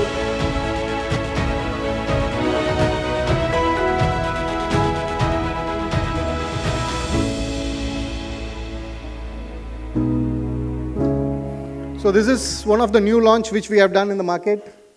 Apart from that, yes, we have security related products. You know, in this we have, these are all swing type barriers. We give swing type barriers. But normally nowadays, all maybe colliers, all the real estate guys, so you'll be more concerned on the floor space. So this will be occupying almost 1.6 meter or a 2 meter of your space. So we have a solution wherein you need security and floor space to be minimized. We can offer you a solution something like this, which is unique, first in the class. The Argus V60 offers the smallest footprint of any optical turnstile in the market today. Argus V60 offers a footprint less than 10 inches, providing the ability to fit into the tightest of spaces, integrating into your access control system, and ensuring tailgate detection. Pairing the more detailed sensor information captured by the V60 with SenseLID is what allows the V60 to effectively differentiate between a true tailgating attempt, a person carrying a large bag, or two people walking closely together. So this is where, like, nowadays people find it difficult, like in metro stations, if you carry a luggage with you, it is detecting as a second person. Sometimes you would have felt that like it is coming and closing back. So this will not be happening in this particular system. And this is where we are present, like complete access solutions can be offered, right from the standalone system to the enterprise level on an access we offer to most of the global customers. I'm just rushing through. This is again a concept, inclusive spaces, barrier-free becoming a concept. We can offer solutions for barrier-free as well. I'm just rushing through it, sorry. So we can offer solutions on that. And we can offer solutions for master keying, eye-secured systems. We can offer solutions for PWD, physically challenged persons, with braille-enabled kits. You can see at the bottom there is a push button, because nowadays standard says you require a push button also. For a visually impaired person, there should be a braille and a push button. It cannot be a wave switch, and it has to be a voice assisted. So we have a solution for that. We can customize, we can give you a sophisticated solution on glass partition systems, mobile partition systems. Actually, I have a privilege of showing a live demo here. So I just wanted to show you, people would have seen horizontal sliding folding, but we have a vertical sliding folding right across above your ceiling. Please, everyone can look at the top of the ceiling.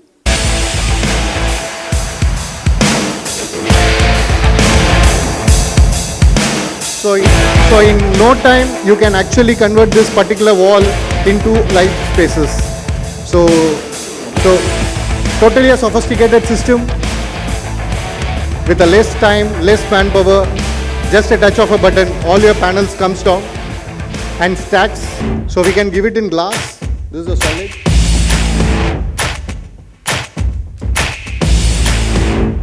And to add to this is the oldest installation which we have done, which is almost 15 years.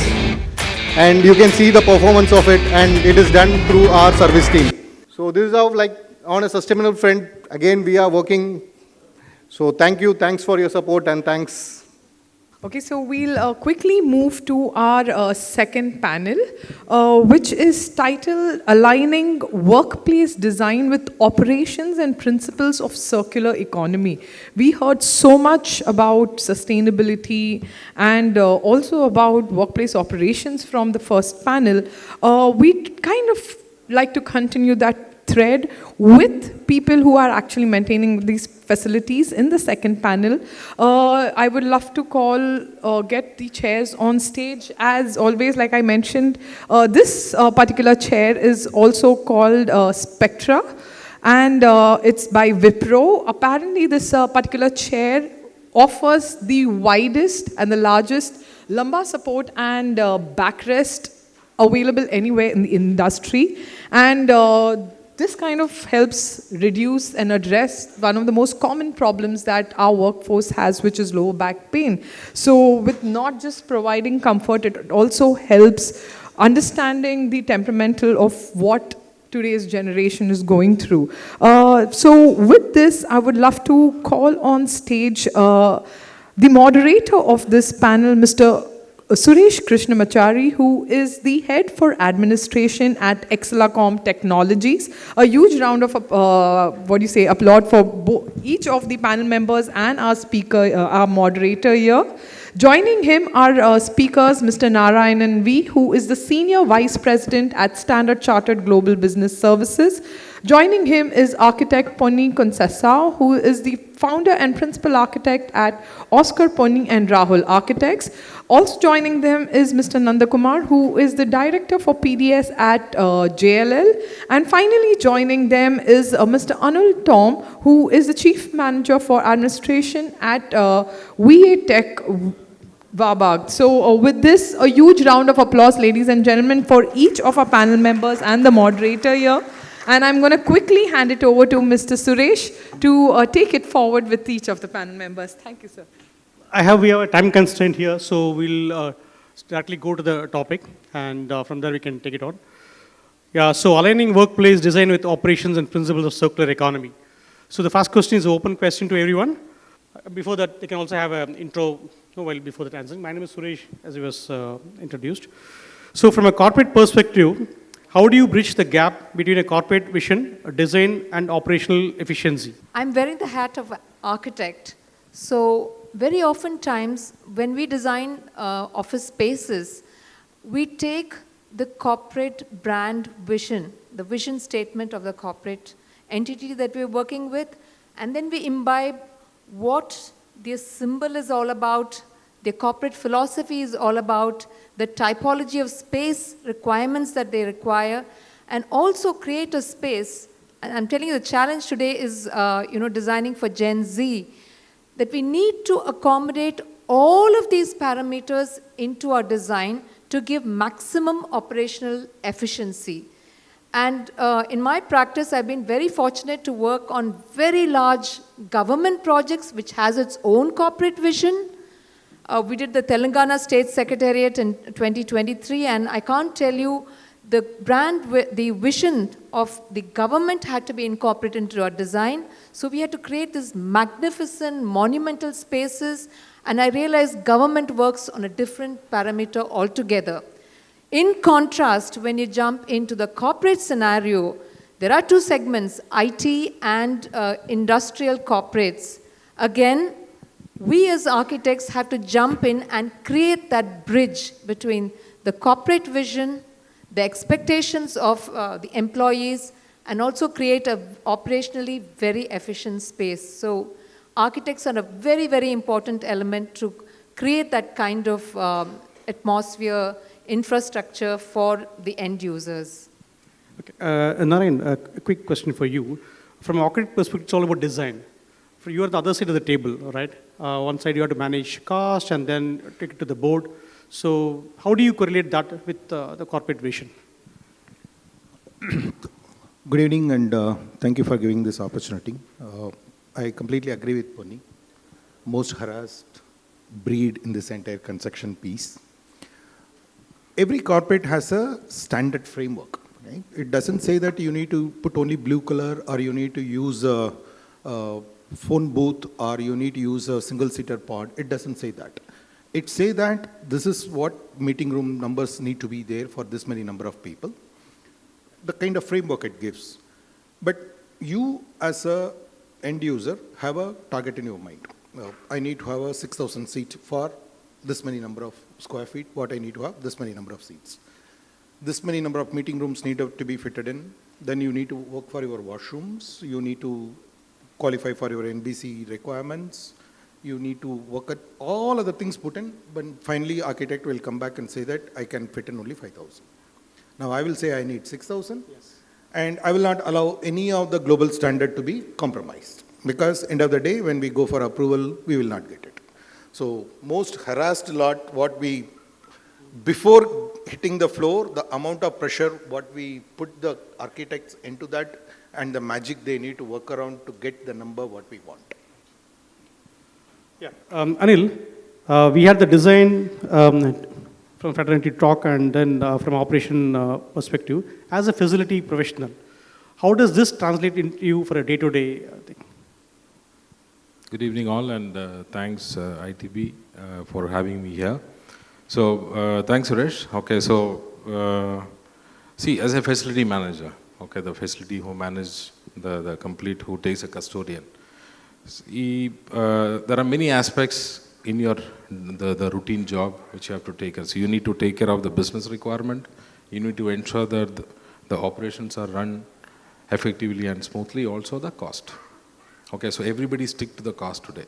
So to the end of the day, everything is fine. Okay, now what is the cost spent? So end of the day, we stuck with the cost.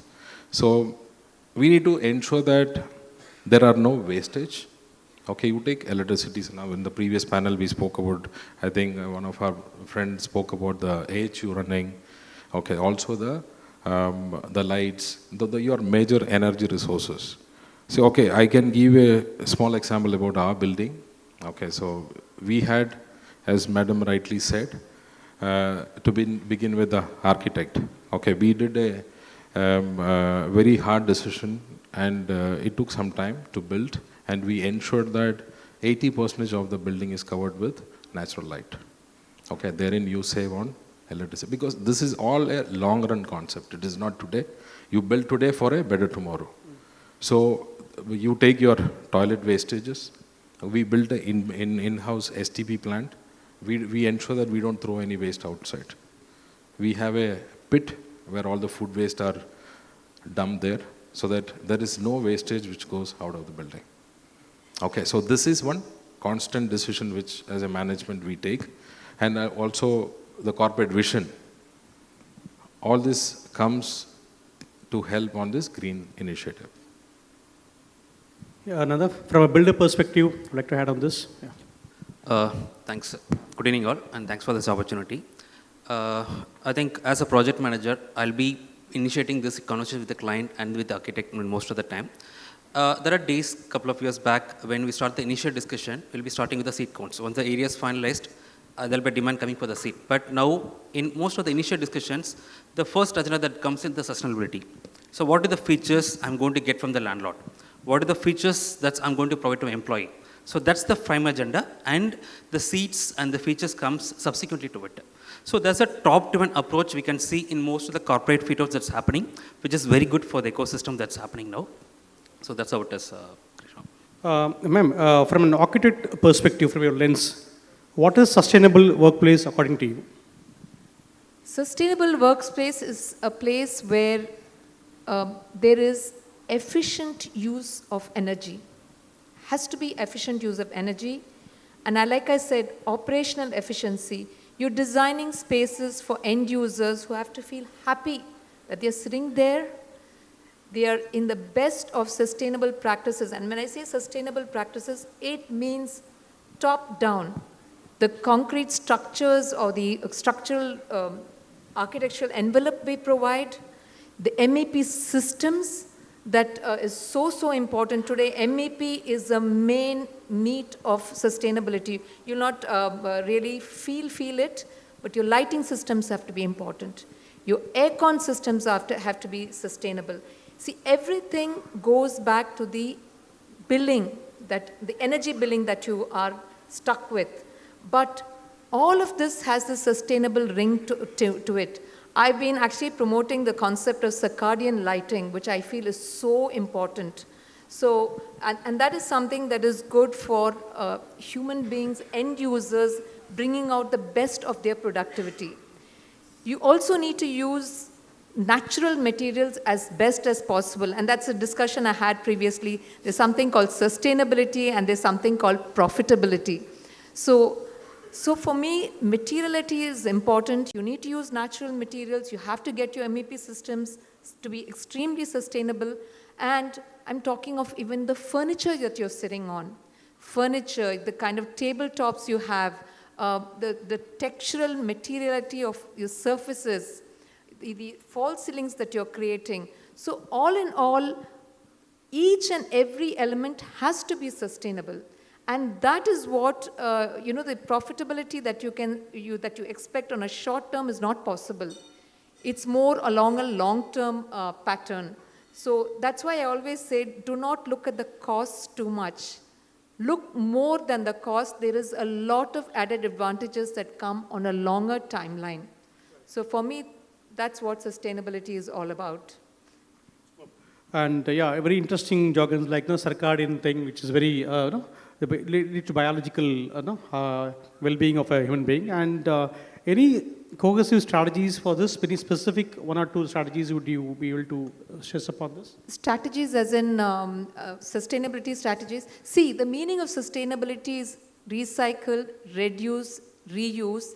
And today there's a fourth element that's come in. It's called recovery. You'll not believe, as architects today, we have to design for disassembly of the building, which means that the materials that you select, your building has a certain lifetime. So after 50 years, maybe it's going to be demolished. Something else is going to come up. So each of these elements that you have selected for your interiors and your structural envelope has to be reused, maybe for the next building that comes in.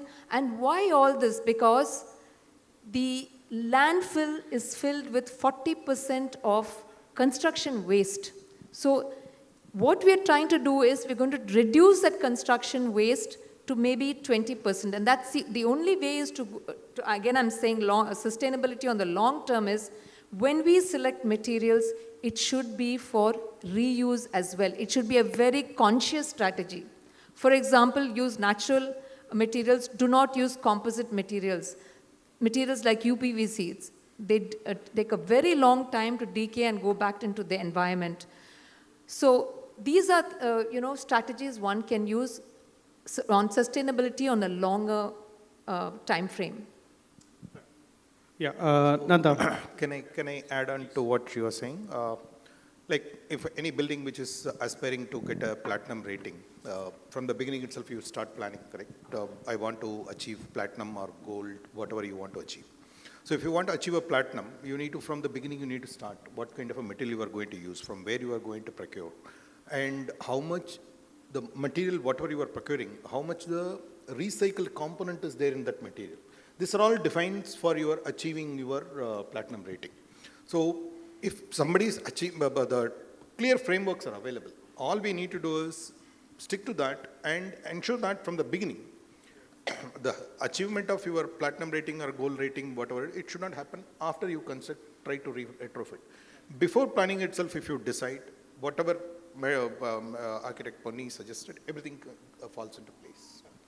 And one more thing, like triple R what we spoke, then last the word spoke about going into landfill. There's a certification USCGBC that come out after the, along with the platinum rating.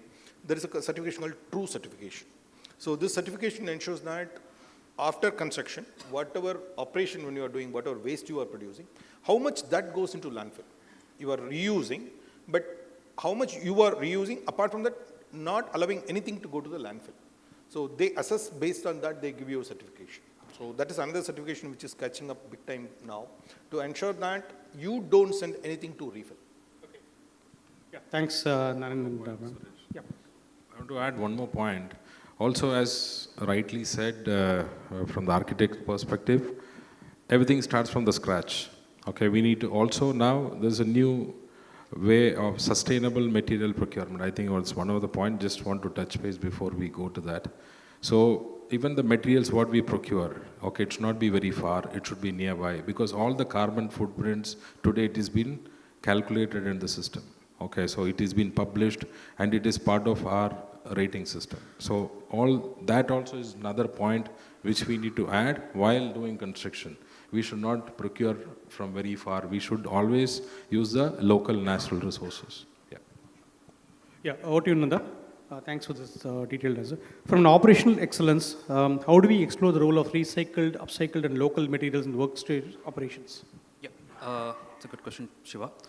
Basically, in terms of recycled content and reusable material, I think most of the components that gets into construction, let it be a plywood, workstation, furniture, chairs, carpet, ceiling, it has a recycled content. The IGBC statistics says we are almost using 30% to 40% of the recycled material into the construction phase. So that part is taken care because thanks to the awareness which got created maybe 2 decades back, if I'm right. So this, most of the manufacturers itself are just marketing themselves that it's taken care from the supply chain perspective. When it comes to the recycling part, almost I can say 70% of the construction salvage thing is going for recycling. So it's not going for landfill, it's getting recycled. When it comes to reuse, we don't have any major components or design philosophy as such to reuse the material as such. There are cases still like the ancient artifacts and everything are being reused, but most of the construction materials, what we have currently is still going for dump. I think this group within this team has to find a way how we are going to reuse this in the construction field. And there is also a concept called upskilling, right? So that's actually it's not happening in real life. The value chain is not matured enough to use it because from the client's perspective, aesthetical perspective, if at all we're going to reuse a product as such without any, with minor modifications, it not have the look and feel as good as a new product. So that mindset has to be there within the corporate world to accept it as such. So that we'll just try to avoid saving it going into the landfill, Shiva. Over to you, Anil. How do you address the supply chain challenges for sustainable material procurement? So as I've already started with the topic, so sustainable procurement, okay, so first of all, we should have the procurement team should have the knowledge of how to procure this locally, okay, the number one. Number two is there are various certifications of products which is available in the market. You need to run through that. And another point, you need to ensure that all this are there for a long run. As we earlier discussed, all these small things was what we do while construction will help us to do as various certifications on a later stage. If you don't do that from the scratch level, so anything, you name the glass, you name the plywood, you name the wood what we use, the carpet, anything, you name it, okay, for a sustainable environment. Also today's world, I'm saying after the pandemic, everybody is looking at what kind of office you have. Okay, what is that different, what is there in the office? Why should I come to office? So there are so many questions asked, and even we are talking about the green and the sustainable solutions are more stronger now. Not, you think about 5 years back, nobody talks about sustainability. But today, we are talking about sustainability because we are standing on the triple R. Now the fourth R, madam is talking about. The triple R itself, we are not able to meet today. Okay, there are some, we are able to meet 50%, not 100%.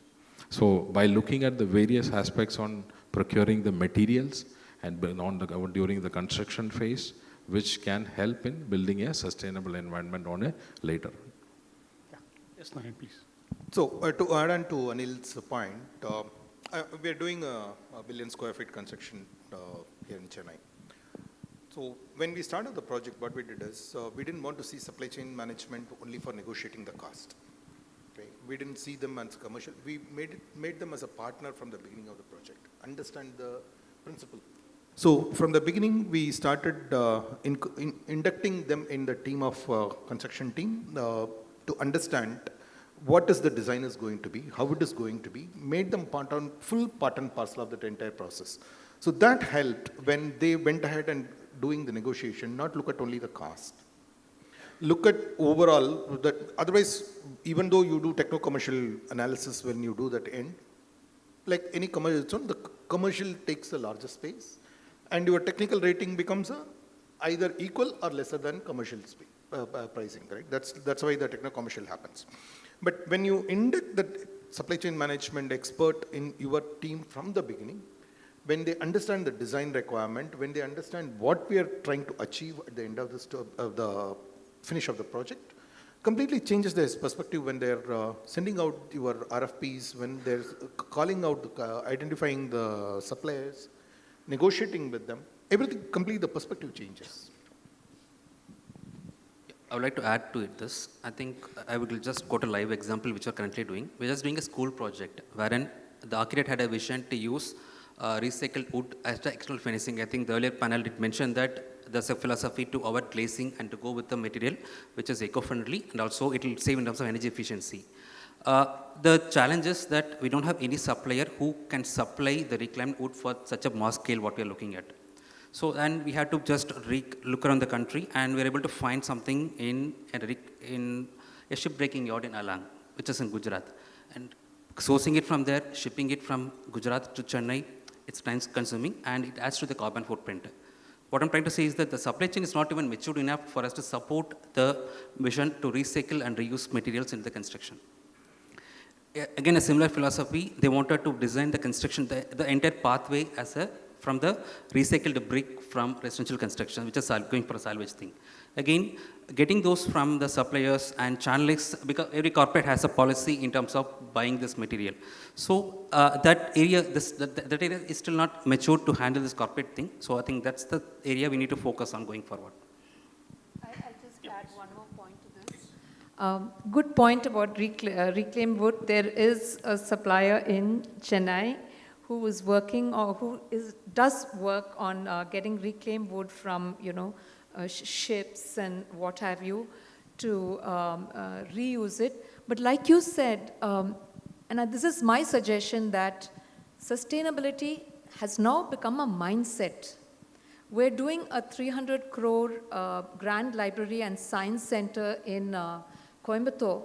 And the first question that the collector asked me was, are you guys doing a green rating on this? And I was very happy to say that most of our buildings, I would say close to 100%, I shouldn't say 100%, but I would say 98% are all IGBC rated or LEED rated or some form of rating. And it was very nice to hear IAS officer and that to a collector come and ask me, let's do IGBC rating. And the same thing goes for the Telangana Secretariat, where the Chief Minister himself recommended that we go for an IGBC rating. So this has become a mindset, and this will reflect on manufacturers and vendors. They better buck up and pull up their socks. More, if they need more of business to come to them, they also have to change their mindset. They will have to go into this reuse, recycle, and recovery mode. It's just going to be a market trend, period. Kudos to you, design team. I think you people have created the awareness, right? This IGBC thing, which is not so popular earlier. Today it's become kind of a key specs, right? Absolutely. For that matter, the secretariat we designed is the first secretariat in India to have an IGBC rating, number 1, and number 2, to be a gold-rated IGBC building. So this is going to be a mindset. Also, so just one more point. So we are now building 400 MLD, the desalination plant in Perur village in ECR. So now we are building all this desalination plant from last decade. So now the new thought, the government asked us saying that what different are you going to do in respective of green, sustainable, because our company's tagline is sustainable solutions for a better life. So now we are tied up with National Institute of Ocean Technology. So they're going to have a ocean wave technology to run all the high-end pressure pumps. So this is again another way of sustainable, because so that we'll use very less electricity, even though the electricity belongs to the government, but still they are pushing us hard how to make this better. Every day there is new thinking, new process, new learning which comes saying that how we can do this in a better way. Because 400 ml, it's a large water plant, almost 40 crore liters pumping of water in a day. And the kind of waste of water, so to clean 400 mld, we need to have 800 mld intake. So you can imagine, we use RO small purifiers at home. We think that, okay, we are getting water. So to have 20 liters of water, clean water, your intake is almost 40 liters or 50 liters, depends on the quality of the water. So the 30 liters, you are wasting it out. So you have 1,000 flats in a community.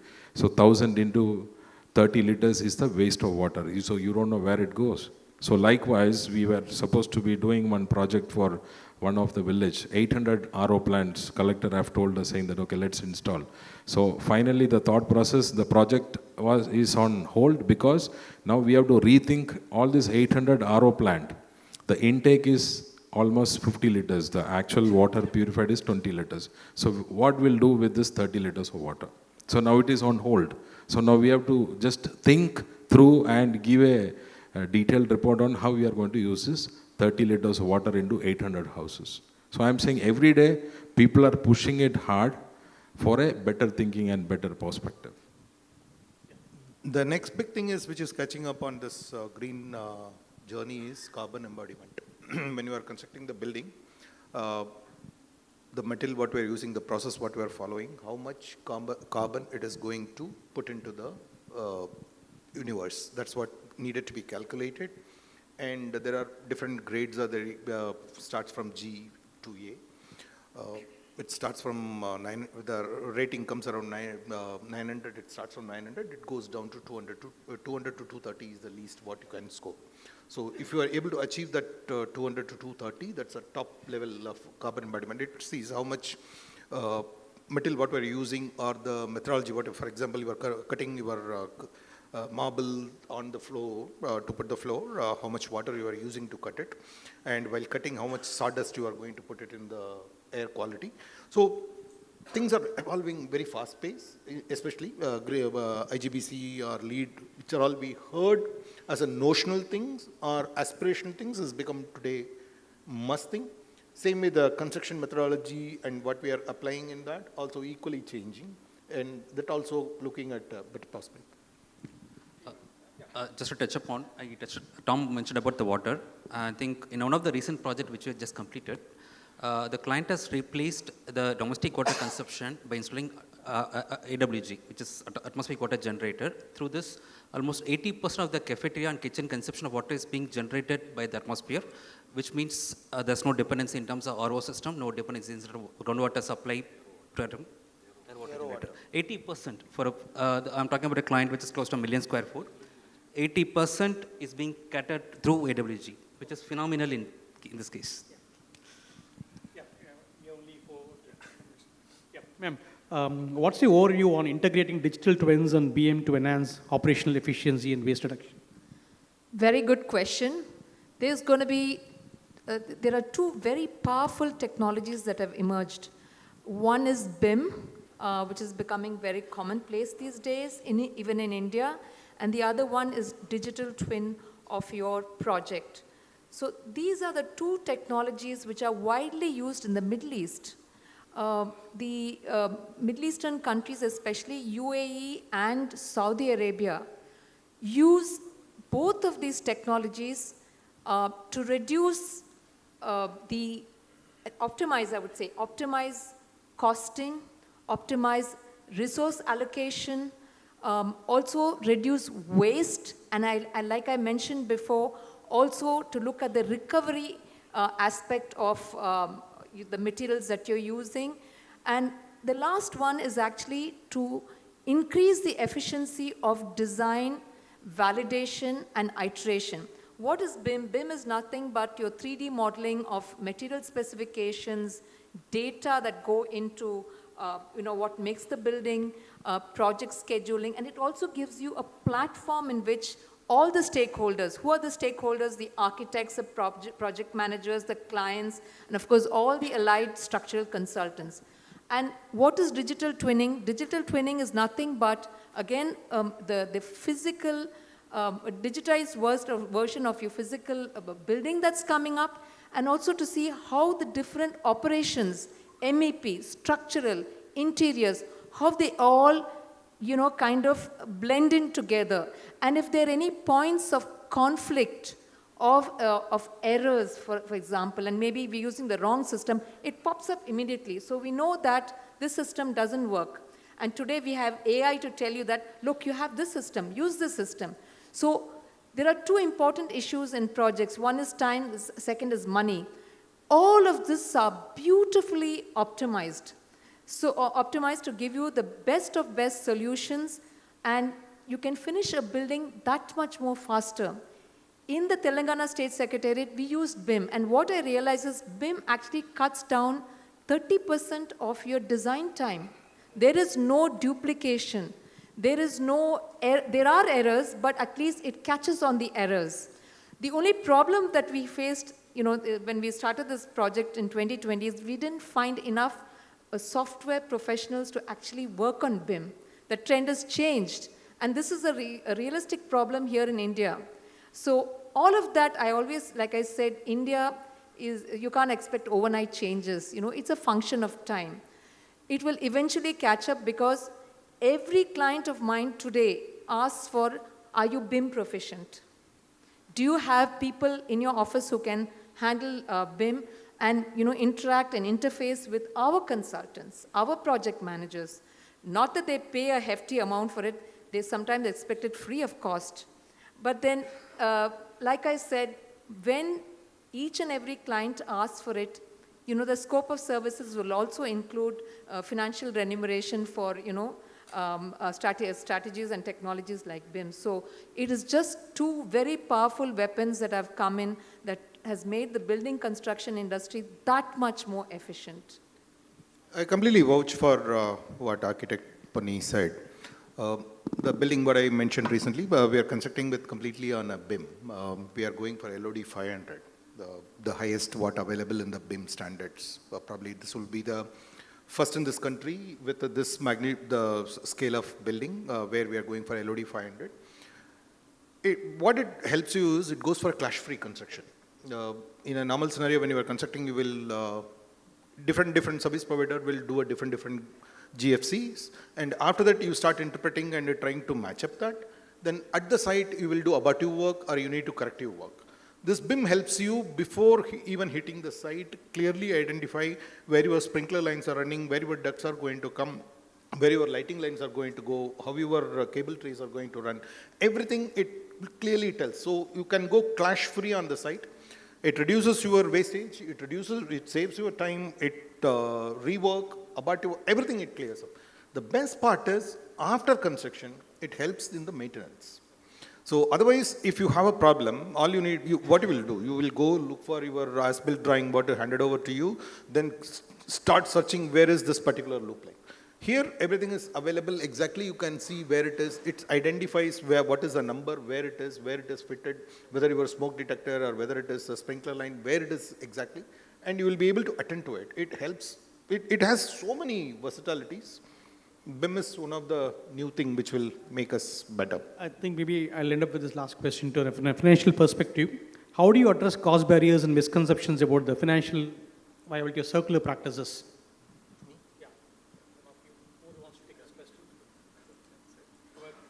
How do you address the cost barriers and misconceptions about financial viability of circular practices? If anybody wants to have a word on that. See, circular economy is going to be the wave of the future. Like I said, this is a new wave of thinking. You will not believe it. The Royal Institute of British Architects, RIBA as we call it, has introduced a new responsibility on the architect. You have to design for deconstruction, disassembly, and you have to design for recovery. Now, all of this has a cost implication. And like I said, when LED lamps came into I would say, consumption many years ago, there was a problem with the costing. But today, LED lamps are the way forward. I mean, everyone uses it, so the costing has come down. So there is a cost element that is coming in. You'll just have to bite the bullet. And these are things that even governments have understood. If we want a sustainable future, if even politicians, if we want to be re-elected, I'm talking largely about the West, the trend will come into Asian countries, especially India, that you'll have to forgive the cost element a little bit, factor for it in your budgets, and then you will have a sustainable future. And this trickle-down effects from governments to corporate entities and to small-time, project owners, so to speak, will happen. So it's just a matter of time. It is an issue of survival, and we have to grab it with both hands. Yeah. One message to all those who have gathered here. Okay, common message is reduce, recycle, and reuse. Even I was looking at the water bottles. We use little and just leave it and go. But ensure that you take it, use it, and throw it. Number one. And to the corporate stakeholders. Okay, what I have experienced I can share. Okay, one is on motion sensors lighting in your workspace. Okay, number two is the switch, the marking of the switch. Okay, where lights are required. And during lunchtime, if there is a common break, switch off your HUs. Okay, so you can probably definitely will have 1 hour or 45 minutes lunch break. Switch off the HUs. Okay, so because everybody will be in cafeteria. I'm saying this is not possible everywhere, but wherever possible, the cost-effective measures, what I have taken and what we achieved, I'm sharing. You may use it, you may not use it. Depends on your strategy of the business place where you are in. And also, you need to have a in-house the food combustion pit wherever it is possible. Have a STP plant if there is a possibility, and do a indoor air quality check on a daily basis. Publish that, because those kind of parameters will give you a comfort for the employees to have a better and safe health environment. These are a couple of points which I just came into mind. I thought I can give that as a message. You may take it or leave it. Thank you. Yeah, thanks everyone, organizers, the panelists, and I know we're running short of time. All our panel members, and some points so beautifully put, like Narayan sir, you mentioned about including facilities at the very onset of their design stage, which I'm telling you, it's across. We've held this summit in so many cities, and there have been literally fights on stage between architects and facility managers, because there was a facility manager who said architects never come back to the building to see how it's fair. But the fact that you pointed that out really means the importance of it is actually very glaring in today's workspace infrastructure. And Pony, you mentioned about the recovery part, which is actually new for me itself. This is the first time I've learned something so new from this panel, but that is the entire aim of such platforms. Thank you so much for sharing each of your times. In regards of the time, we aren't able to take questions from the panel members, but from the audience, but the panel members I'm hoping are there with us to take questions, because it would be really interesting to take this forward. So I'm going to quickly call on stage Mr. Indrajit Sauji, who's a group publishing director at ITP Media, and Mr. Somnath Chaudhary from Dorma Kaba, to hand over a small token of appreciation from our end to each of the panel members and the moderator here. So I'm going to quickly call on stage. Sorry. Oh, okay, there is still one question that someone wanted to specifically ask. So we'll take this one question. Yeah, my name is Shiva Madhukar, and thanks. In fact, the panelists very clearly discussed about the sustainability, about AWG. And one area where I feel like UHPC, the ultra-high performance concrete, that is really required the moment where there are a lot of high-rise building is coming up. Architect ma'am, Ponni ma'am is really doing innovation on Secretariat. A lot of new innovations happen. So in the speed of building, like high-rise building, 75 floors, 100 floors has been started in India. So I feel like UHPC is one which is required for a speed of work. I feel that is missing in. So when we're talking about other so can anyone to talk about this precast building kind of stuff? Anyone? Even I think Mr. Nandakumar probably can. Yep, yeah. Because UHPC is doing for all bridges now. This is also coming into the construction. So I feel that is missing. I feel like. Can you any kind of thought on this? Again, thanks for the question. Again, with the sustainability talks happening across the table, starting from the conception stage, design, detailing, execution. I believe there's no lag or any delay in terms of construction progress happening, because at any point of time, there's no intervention because of the IGBC requirements. Because that will give us a help in terms of integrating the facade. Because facade and UHPC combination where you'll give a complete building. Because today, ACP combination and facade integration, the ready-made block will help to speed up the construction. That's what where the bridges is happening with the lightweight concrete. Why not for the buildings? For the speed and fast. Very interesting question, actually. Very interesting concept, actually, when you speak about ACP integration and probably Rashmi's 3 times she's pointed. So what we'll do is after the please, I mean, if you can. Yeah, because it's a long discussion we'll go into, because the topic is very, very touchy topic. So, no, definitely. Over the plate, we'll discuss that. That is really definite. So, I'm again going to call upon stage Mr. Indrajit and Mr. Somnath to please come on stage and present a small token of appreciation for each of our panel speakers here. To begin with, I would love to thank Mr. Krishnamachari, who really pushed the panel through. I put a very hard and fast deadline on him, but thank you so much. I could see him in his curt questions where he tried to keep the timeline so strict. But thank you so much, Mr. Suresh. We next have Mr. Narayanan, who is the Senior Vice President for Standard Chartered Global Business Services. From the corporate perspective, he gave us such great insights. Thank you so much. And again, that point he mentioned resounds with me even now. Thank you so much, Mr. Narayanan. A huge round of applause, ladies and gentlemen. Thank you so much. And next we have Ponni ma'am, who is the founder principal at Oscar Ponni and Rahul Architects. She, like she has already mentioned, has handled so many government projects. We could take a leaf from her book to understand how that sector works. And we also have Mr. Nandakumar, who was the director for PDS at JLL. He took some tough questions and at the end, even from the audience. But thank you so much, Mr. Nandakumar. And finally, we have Mr. Anil Tom. We have been collaborating with him for quite some years now, and such an amazing gentleman. has helped us curate so many of these platforms with his thoughts and ideas. Thank you so much, Mr. Anil. A quick group photograph, if you don't mind, just forward.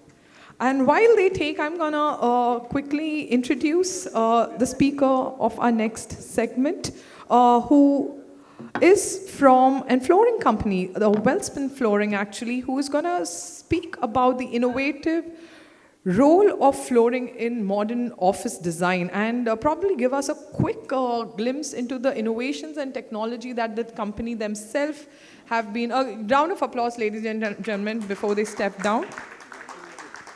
And I'm quickly going to call on stage Mr. Saurav Agarwal, who's the Vice President for Commercial at Wellspun Flooring, for taking us through his insights about the products and the fifth wall of our offices. So before he comes on stage, we can just play the video till then.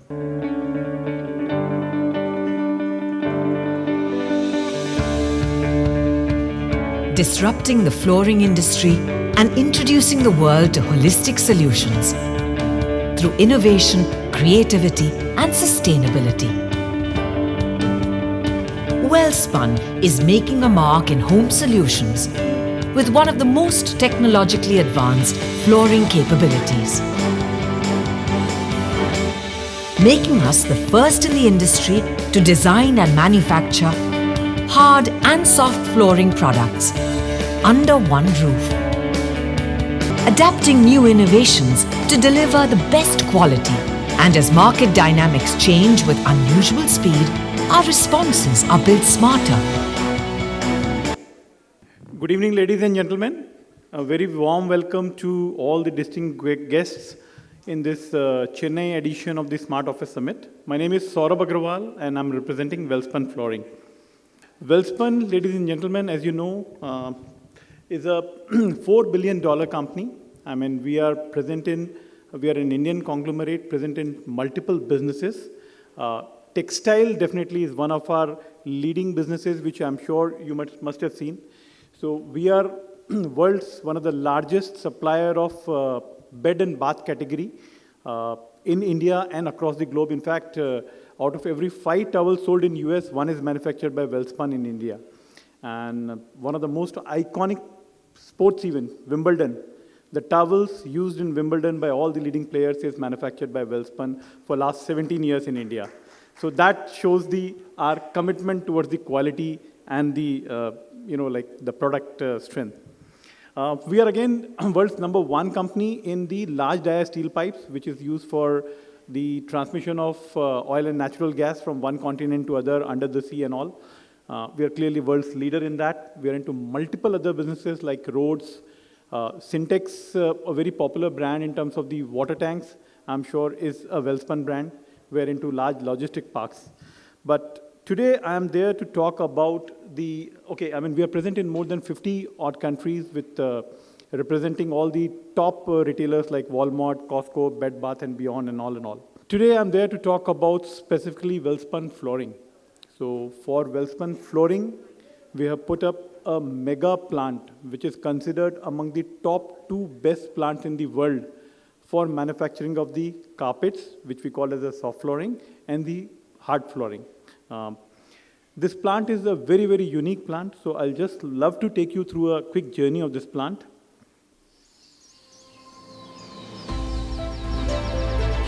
Wellspun has set up one of the most technologically advanced manufacturing facilities for producing carpet tiles, broadloom carpets, artificial grass and SPC flooring in India. We are globally certified with platinum-rated LEED certification by IGBC, a certified zero-waste plant and many more. It is one of the few vertically integrated plants for carpet tiles in India, and we maintain the highest quality right from using our in-house color pigments to the extrusion of various types of yarns for the manufacturing process. Our world-class yarn processing ensures highest quality output to create our carpet tiles. The tufting unit with large number of machines ensures high production capacity while maintaining quality and consistency.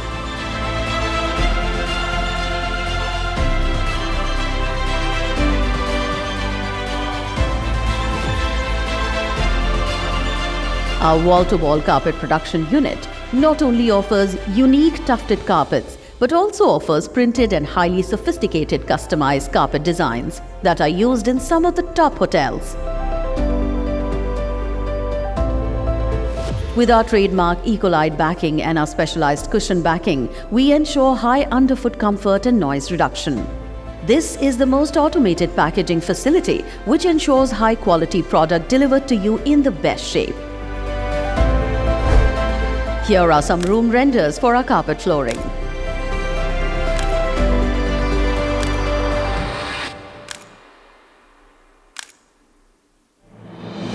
Our hard flooring stone polymer composite tiles are the amalgamation of both quality and design and can be widely used in commercial, hospitality and residential projects. Our state-of-the-art NABL accredited labs ensure we deliver only the best product to our consumers. All our products are also tested in top US labs, ensuring the world-class quality. With Wellspun, your flooring needs end here, as we are your one-stop flooring solution. Step up to Wellspun Flooring with our Made in India, made for the world products. So ladies and gentlemen, did you find it interesting? A very, very unique facility. So I'll just quickly touch upon the products, what we are offering. One we are offering is the carpet tiles, which are generally used for the offices. We also are one of the company which offers you the printed carpet tile solutions for any sort of design, colors which an architect or which an interior designer can imagine for, or which as a customer you can imagine. We can offer you those solutions. We are into the hard flooring, which is an equivalent to LVT. We offer these wall-to-wall carpets and all the leading chain of the hotels, be it Hyatt's and Taj's and everything, we are working and we are supplying the carpets for that. And this is artificial green grass which we are making. These are some of the room renders, some of the room scenes. I'll just quickly take ahead this. List of some of our esteemed customers. I would not spend too much of a time on this. I would like to talk about something. This is interesting because when you have come here, you would like to know something different, what you don't know. So something which is very interesting, I would like to present to you.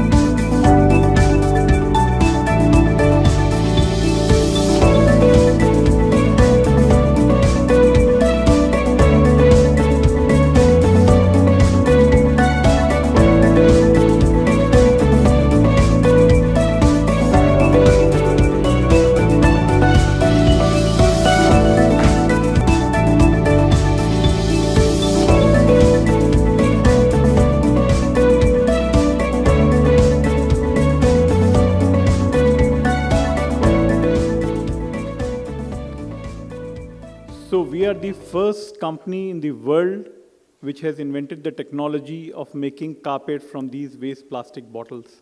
And I'm sure the statistics will really, really amaze you.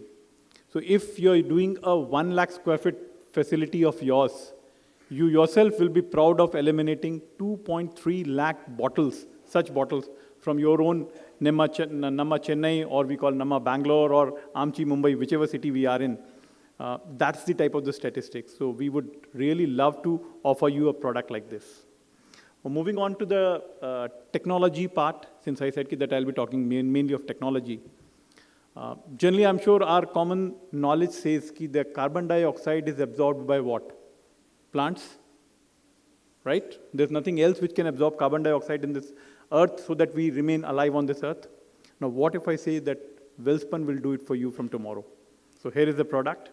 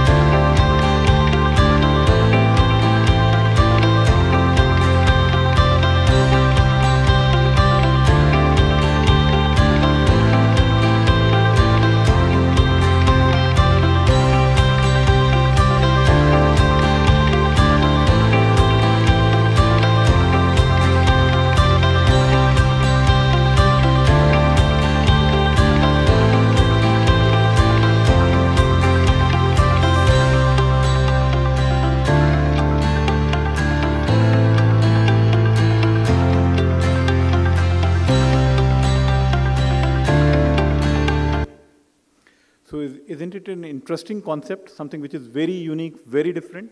And again, would love to show you some statistics. If you use 1 lakh square feet of Welspun make CO2 pure carpet tiles, it's as good as 90 full-grown trees inside your own office. So this is something which is very unique, very different. It's a globally patented technology. So that is what Welspun presents to you.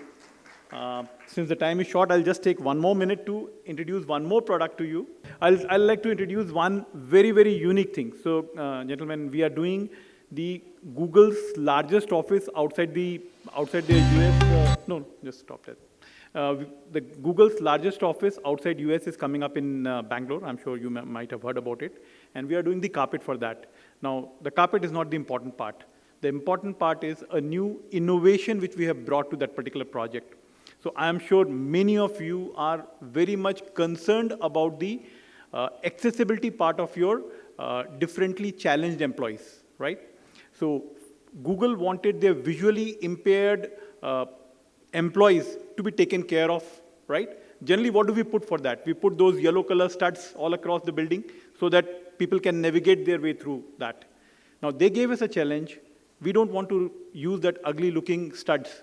Can you develop a carpet which acts like that?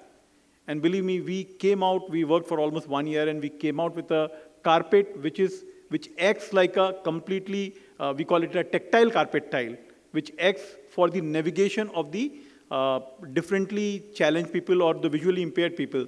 And through the carpet, the employees are able to make their complete navigation in a 10 lakh square foot facility, they are able to move across. So that's something which we bring as a new concept to the carpet. And I'm sure this is, again, world's first such concept which has been brought to you by Welspun. So I would really love to talk to you. I mean, we have put up a small booth outside. I would love to showcase and love to talk about it. Thank you very much. Thank you for your patient listening. This panel discussion is titled as the cost-effective excellence. So many times ROI, budgets, time overruns are such big challenges within the projects and the workspace industry, the design and construction of it. So redefining workplace design with budgets and timelines, this is the topic that we have our next panel members delve on. And to discuss this, we have on stage, I would love to invite on stage Mr. Devi Prasad, who is the city head for Cushman and Wakefield. He'll be moderating the panel. And joining him is Mr. Thirumaran, who is the chief architect for architecture design and, heads the architecture and design division at L&T Construction. We also have with them Mr. Ajay Gupta, who is the co-founder of Studio Masons. And finally joining them is Mr. Amit Shah, who is the regional ops head for occupier projects at CBRE India. They are the final panel for this. And ladies and gentlemen, thank you so much for your patience. And the crowd here in the hall literally tells me how interesting the panels have been going. And the final panel here, over to you, Mr. Dev Prasad. This is the topic we all face on a day-to-day basis. Actually, from in a real estate background or from a project management background or a design or a contractor, we discuss this topic on a day-to-day. With every client, whether it's a big client, small client, we discuss on this. It's the only field, I would say, where the client is asking to complete a task quickly, neatly, with quality, in a cheap way. I don't think in any other services we go ask this way. We don't go to a doctor, can you do the operation in 30 minutes of time? Can you do it within 15 minutes of time? In a cheap way. But only in the construction sector, we ask, can you do this project or a construction in the office within 35 days or 30 days? And there are some places, no, I have only 20 days of time. Though they have a business reasons for it, they are not able to understand what is the background, how it is going on. What are the technology system is required to do that. So I'll put forth first question to Mr. Thirumaran.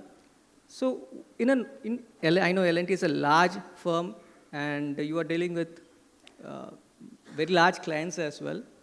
So what are key challenges you face in terms of in a design front and costing?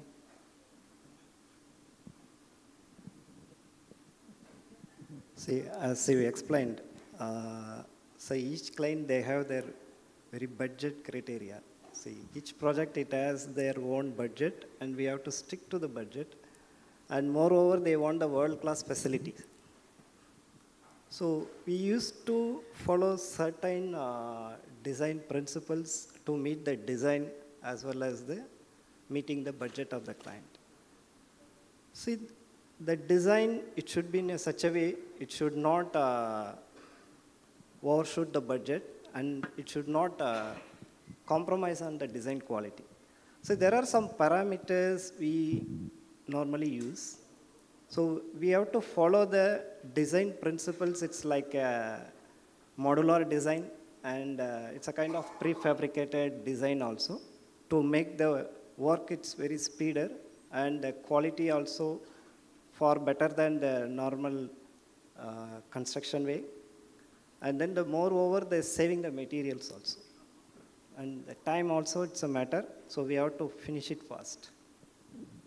Thanks. So Ajay, so you're an entrepreneur now, so you have been on the other side of the table also. So how you, as an architect plus as a contractor, there are certain times you need to give a beautiful designs, whether at the same time the client will have certain budget constraints as well. How are you able to match this, your aesthetic view as well as on the budget front?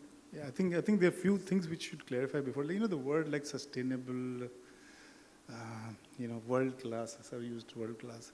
These are just jargons in my actually fundamental. I'm not saying you used a jargon, so I don't take it wrong. But I think the idea is to understand the project need.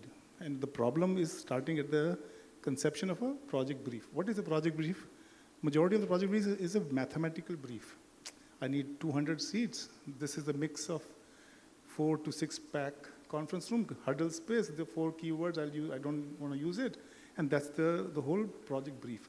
Actually, the project brief should be, how long is your lease? Do you plan to stay longer? Why are you opening an office? Who's going to work here? I think in the first session, somebody just nicely mentioned Gen Zs. Actually, Bibor mentioned himself that Gen Z, just design for Gen Z. Bibor will settle. He doesn't need to do anything. He will settle, I will settle. No, we are following them. In my house, I have a toddler, we were just discussing before this, right? We all revolve around him, no? So Gen Z will run the firm, you just have to make the money around him. You don't need to do anything, just cater to Gen Z. So I think that questions are never asked in the project brief. If those can be asked, then the aesthetics of the project can be actually framed to that need, rather than an architectural desire to make a great space. It's not my desire, I am a problem solver. I need to know the problem. What we usually fail is we do not understand the problem. We only need a brief. So problem has to be understood. If you know the problem, you will solve it rightly with the right amount of money and time spent in it. That's my opinion.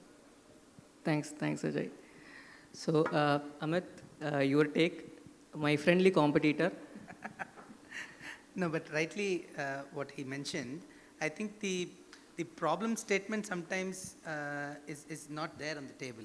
It's a derivative. Somebody says we have to meet these numbers 5 years down the line. We have to do this. So I kind of agree to a large extent to what you said, that if we are going to be building spaces for tomorrow, then we really need to think what we want to do tomorrow, how we want to see ourselves tomorrow in these spaces. Are we okay with these concrete walls and just some color thrown around here? Are the questions which should be part of the initial discussions. And I think we've been fortunate to have such discussions with a handful of clients, and some of them are here. So that way, yes, they are our North Stars, and we are telling them that, see, we did this for them. That is a sort of rolling the ball in the right direction. So I won't be as dark as what he is, but then yes, I'm quite positive. But these discussions are what we as agents should bring it up. And I feel that if we do this, we would definitely have a forward-looking office space rather than meeting just wait, it's not a conclusion, just started. It's not a conclusion. We just but started. I sort of agree to his approach towards how it should be, rather than just getting stuck up in some of the numbers or some of the. But so you're doing lot of projects, large projects, even small projects, 10,000 to 10 lakh square feet you are doing. So is it possible for you to educate the client on this aspect? No, you keep the budget as it is. We'll give you a sustainable product. This product will last 10 years down the line. Do you think, or have you undergone a situation that the client has accepted your views and accepted for the budget what has been agreed more than that? There has been a difficult dialogue most part of the time when it comes to the cost, because a lot of our clients don't have that kind of luxury also, because they are having their own constraints in running the facility. We understand that. But then, like you mentioned, it's not taken as too much of an effort, because our clients are also have been evolving. Even the ones who are building a small space today eventually will also build a larger space, and it's writing on the wall. Everything is coming with a expiry date. So we really don't have to today, after in the last 5 years of my personal experience, I'm saying we didn't have to hard sell that this is more sustainable or so, because the writing is there already on the wall.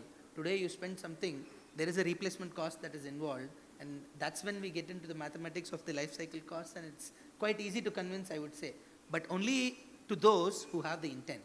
If they really want to build something for tomorrow, they have that thought process. It has been fairly easier than those who are a clean slate and who do not know. That's where the knowledge from all around the table helps to convince them about it has to be a sustainable solution rather than something which fits the bill today. So it has been a difficult journey in initial part of my personal experience, but then the last 5 years it's not been as difficult as what I would say. Please. I think you just said to educate the client. Can we educate the client? I think that's very interesting. First of all, a lot of clients are very educated already. They know the brief, but it's not shared. I play both sides as a designer and a contractor, and your IPC. We are in silos. There's a trust issue, right? The contractor is the least trustworthy person in the whole table, right? Can't tell him numbers. If you tell him budget, he's burned the money anyhow.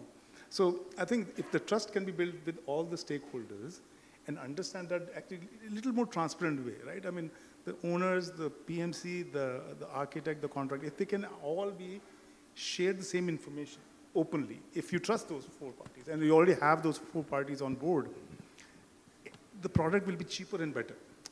But usually what happens is the number cannot be shared, because then I'll burn the money anyhow, because you'll give me 10 crores, I'll burn 10 crores, even if you don't need to, right? So if you can build the transparency in the project brief or the project understanding and the budget from start, and have stakeholders you have some trust with, you don't have to have with me, but anybody else, you will actually get a cheaper and a better product. I think that's the success I've faced in my small business, where some owners of firms, chairmen of firms, which is a single relationship, they think I will not take more than I deserve, let's say that, right? So if you build that trust, it's actually profitable for everybody. But if everybody is doing their job in silo, then somewhere the money is leaked out in things which are not needed, in my point. It may be over-design, it may be a procurement strategy failure, or whatever that may be. It happens. But if the whole transparency can be built with all stakeholders, I think there's a way to make the project cheaper, faster, better. And I have 50% hit rate there. I'm not saying 100%, but 50%, I think we have arrived to that. Yeah, maybe slightly differently, because we in India, there are customers for iPhones, there are customers for Samsung phones, there are customers for Chinese-made phones also. The profitability-wise, iPhones make the large profit, but the volume-wise, it's the Korean as well as the Chinese-made. So, and this is a market in India. I think maximum market in Asia, and in Asia, it is India. So, maybe according to clients, that's my personal philosophy, we segregate it, right? This client wants an iPhone, we give the iPhone. This client wants a Chinese-made phone, I can't push for the iPhone, there's no use. It's a loss-loss situation, right?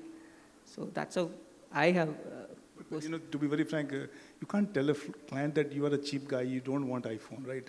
You can feel that yourself and probably twist your words to tell him, your budget should be this. You can't tell him that you go for a Korean product, man, you don't deserve an iPhone. Correct. So everybody No, deserves no, that's correct. The fact is that actually the Korean phones are much, much better than iPhones.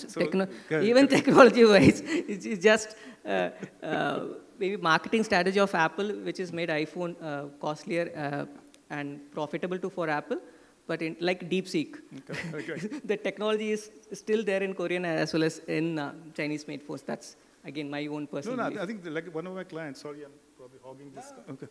One of my clients was very smart, young, they were 700 crore turnover, now 14,000 crore turnover after multiple acquisition, young 4 founders. They said, I'm going to spend this much money. Ajay, what can you do for me in this much money? I need 1,400 seats because I'm growing. I need an A-grade building because I am funded. I have funds coming in. For funds, you need to have A-grade leased building, otherwise the fund will not come in. So his parameters were so clear that we, in 94 days, built 1.15 lakh square feet with design. Not because we were fast, because the decisions were fast.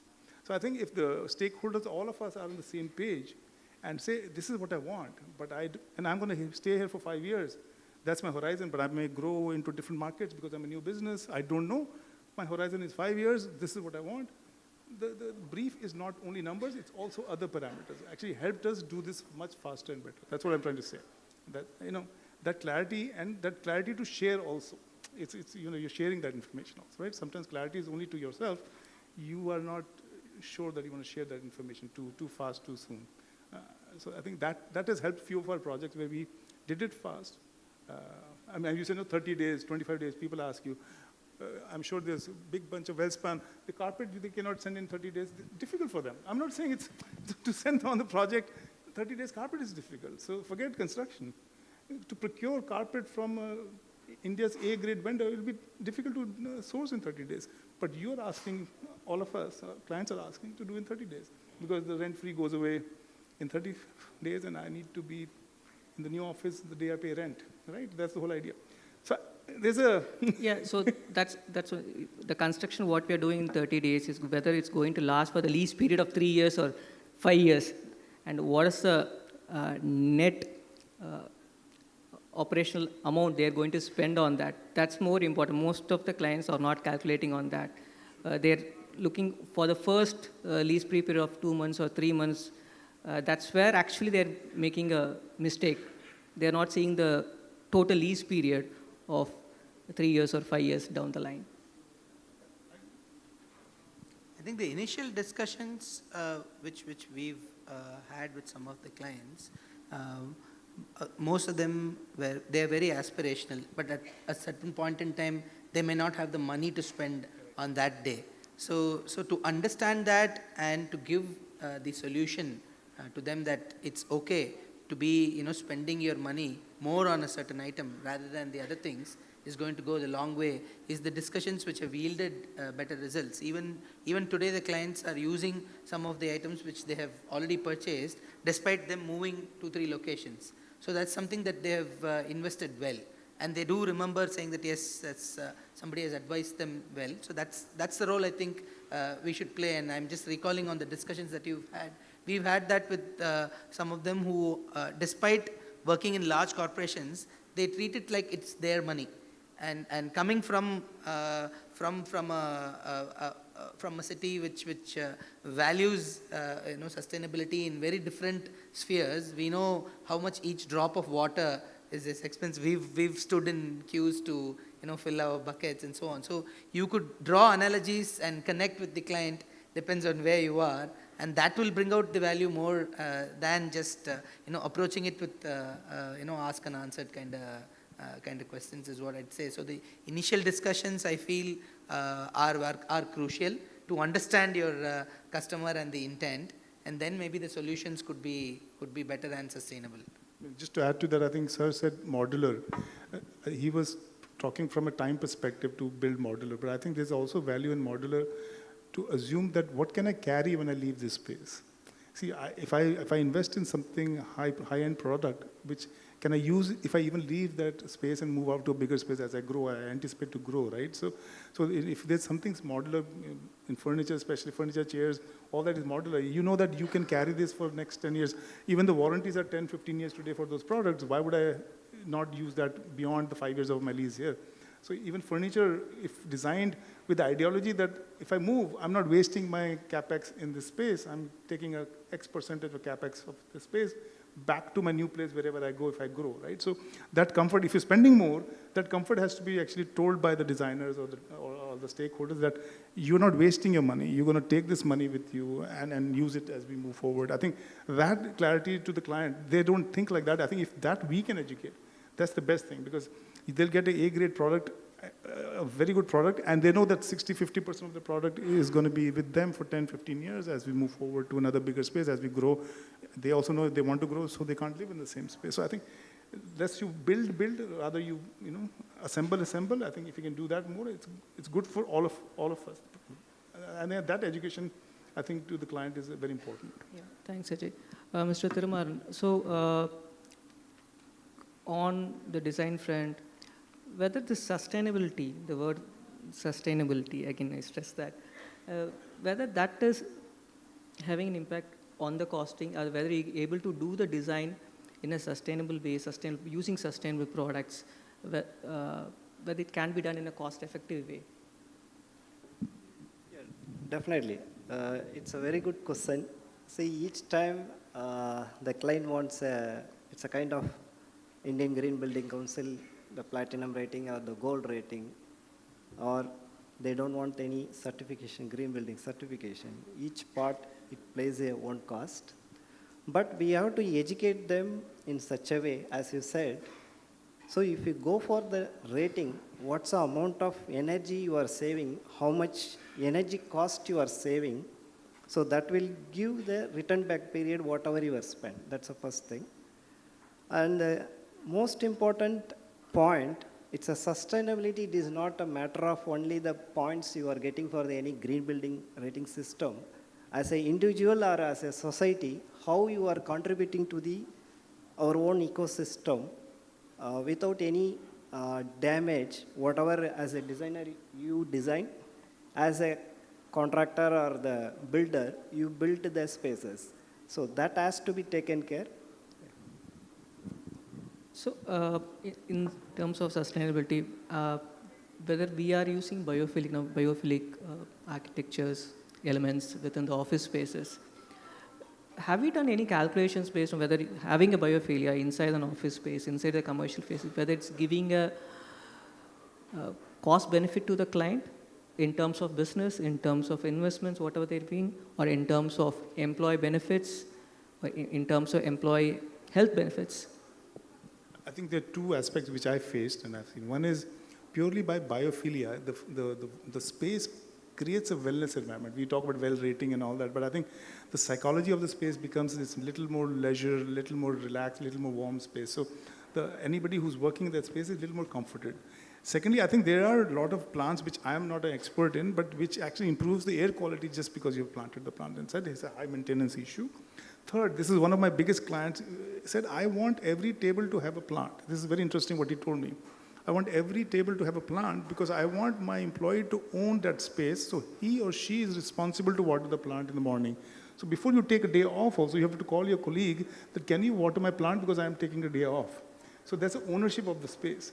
So I think that helped them, have the employees feel that it's home rather than an office where they come, work 8 hours and get out. So the feeling of ownership of the space, a plant helped them own it because it's like a small baby sitting there and they have to water it every day. And if they didn't show up or took 10 days off, they had to assign somebody, like, what you do in your house. When you leave, you tell your neighbors, can you plant my water my plants? The same thing had to be done in the office. So I think biophilia has different layers. I think it's one of the best things to have in office space, to soften the space, make it a little warm, rather than a just cold working space. I think helps in different levels, from a from a pure feeling of a warm wellness, just a human feel. Second is the space becomes warmer, it just becomes warmer. And I think there's air quality, which I don't know the plant names and all that, but I have done one project where they say the air quality became better just because of the types of plants. And then third is ownership of the space. I think we did that. That was very interesting for me. The owner of the company told us to do that. We didn't even come up with that idea. I said, push this idea. It will help me manage my people, feel at home there. And so that's very interesting for me. Thanks, Ajay. Amit, so in terms of capturing the design, then doing the completion of procurement, then the construction, how we are able to do in a very fast-paced way, capturing the design and the procurement in a short span, then do the construction completion. Is there any strategies you are adopting, maybe a secret, it's benefit for all? So I'd like to answer this question not directly for obvious reasons, but then see, strategies are always customized to the solution that we have agreed with the designer and with the client. But then when we always are running behind timelines, and we are always 2 weeks behind, 4 weeks behind, we always find ourselves that something needs to be expedited.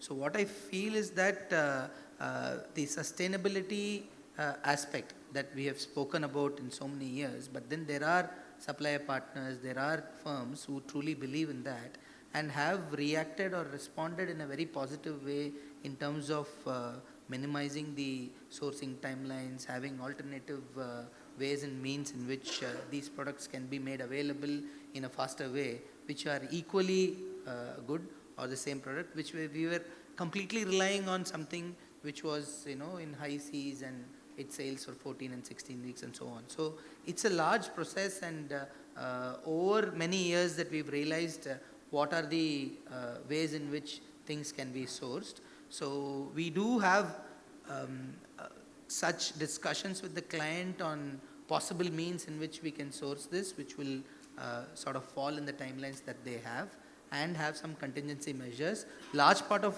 this credit must go to the supplier partners who have reacted positively, who believe that yes, certain things can be done locally. It takes a lot of effort to have it done in a new market or in a very stormy market compared to what is already available, ready, just fit and forget kind of equation. So these combinations is what have worked, I would say. There is no one size fits all hat wherein, okay, you go to that place and he will give you the same product in 4 weeks, whereas somebody else take 12 weeks. Could be a perception, I would say. Maybe it has worked in 1 or 2, but then these hybrid combinations have been more successful in us sourcing things for the client, or enabling this, meeting these kind of difficult deadlines is what I would say. There is a secondary intangible aspect to it. Sometimes the client also, when he or she sees the process of what we are doing, they may be willing to invest more time in something which is long run and sustainable, like what Mr. Tirumar also said, that it has to be truly modular, and like what all of us are discussing, that it will have a longer shelf life than your lease period, what you have, or lock-in periods. Then yeah, we get some bonuses, and the client says, okay, take 4 more weeks, and yeah, just get me if that's the best thing. So it's a hybrid process, I would say, and it has worked well so far. In the same line, whether you can able to capture all the design elements within a short span of time, because that has a direct impact on the timeline as well as on the costing as well. So whether you can capture everything, whatever the architect has given, captured in the drawing to the site, in terms of implementation, in terms of costing. See, sometimes, yes, we are in a spot, but then I'll just like to recall what Ajay mentioned earlier. If the approach is going to be more unified, then you won't find yourself in such a spot wherein you need something and it's going to take 20 weeks, but then all you have is 12 weeks. And it's going to cost you 5 crores, but you have only 1.5 crores. Such situations don't arise so much. So that alignment in the initial part with, as a solution provider, when we truly invest in each other and all the stakeholders, we don't find ourselves in such a spot unless there was a period in the near past wherein there were issues with semiconductors, and there was a global problem. Only in such places we have been in difficult spots. But otherwise, I have not seen myself in, say 9 out of 10 times, I've been fortunate, like I mentioned before, I've not seen myself in a spot that we really have to run to the architect and say, you have to change this detail, it will not come tomorrow. But there are always workarounds, and we've tried and managed to give what the clients want, and And that's why I think we still have business today. Otherwise, we would have been far and out and in the back benches. So. Can I add to that, if you don't mind? Please. You know, we have a general contracting practice and design build practice. In the design build, it's very, we actually backward integrate. We don't design with anything which we don't know cannot be procured in 30 days, 20 days. So we will actually backward integrate all materials which are available in the market in the design itself. And I have to give kudos to Mr. Agarwal sitting here from Welspun. Welspun, India uses millions and millions of square feet of carpet on a daily basis. And Welspun is the only Indian manufacturer till date which has a scalable infrastructure. So kudos to them. I mean, I would want to say kudos to them that they have actually rose to the level which we need to use. We are using the maximum carpet in this whole world, I feel sometimes. So I think we've backward integrated that, and it helps us to execute the job on time. The construction has never been an issue in my experience. It's always been the procurement. So to build gypsum walls, glazing, that, or some flooring, leveling, ceiling open, that has never been the issue. It's only the procurement which takes. So every timelines are driven by the procurement strategy rather than the construction strategy. So I think the procurement, if sorted, construction will sort out itself. I think. That's what even I tell to my team as well. Like if you do the planning properly, the design planning and the execution will automatically be perfect. Yeah. So Amit, again the question to you on the digital twins. Whether you used digital twins in terms of in implementation, whether it has helped you in terms of, or the client in terms of costing. Both Ajay as well as Amit can answer this. See, we've used a digital twin solution wherein it was not very popular. It was always seen as something that drains a lot of cost, and it's an unwanted thing, or it's somebody else's fantasy and stuff, which I'm talking about many years back.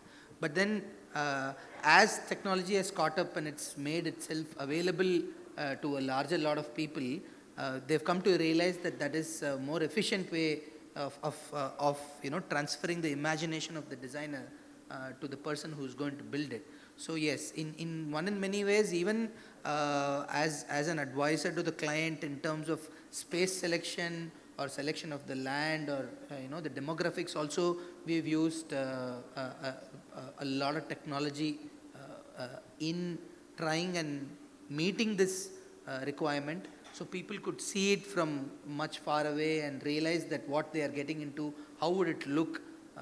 So there are many tools that we've used, Matterports, and we have our own proprietary digital twin solution which is done in Singapore, so that it has helped in even looking at spaces which the client could potentially lease out, looking at spaces which would it fit their vision 5 years from now, 10 years from now, the location of the office, right from that stage. Coming to the build side, yes, over the last few years, it has definitely caught up. People are realizing that it is an important investment because it solves a lot of problems which we have as three different entities, as a designer, as an executor, and as a project manager, if so to say, across the table that we have, because we don't meet each other, or we can't read each other's thoughts so well, but technology is taking care of that. So yes, we are using 3D models which are developed on Revit and so on. So they have been quite successful, but they wouldn't make sense for small scale developments, so to say. It would be too much of energy and effort to do that, and they'd expect the experts to get it right the first time while seeing it. They wouldn't need a complicated solution. So again, the solutioning part is something that we as advisors should give that. But yes, to answer your question, it has helped a great deal in what we are doing currently.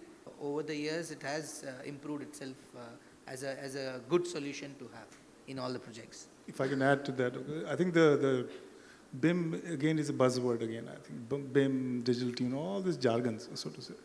The purpose, if you define what you're going to extract out of that, I think that should be the first step. A lot of clients do not know what they're going to get out of it. So their enthusiasm to you as an architect or a project manager to use it is less. So I think they should be told, or they should be educated to know that this is what you'll get from this tool. If that end product is known, then BIM is the greatest tool to have. or digitally, because you know what you're getting out of it. Because as an architect, sometimes we only render the corner I like. This view is the nicest view, or this is the nicest view. But if you have a full Revit model, the client has the luxury to walk through the space. And a lot of clients actually can't visualize beyond what you show them as a picture. So, they have a shock value later when you build something. It's like, I never saw this. I don't know what the hell you did.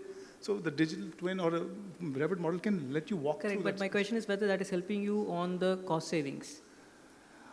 To be very frank, I have used BIM for 30 years now. I have never extracted quantities successfully. I think one of my friends is sitting there. We'll talk to him later.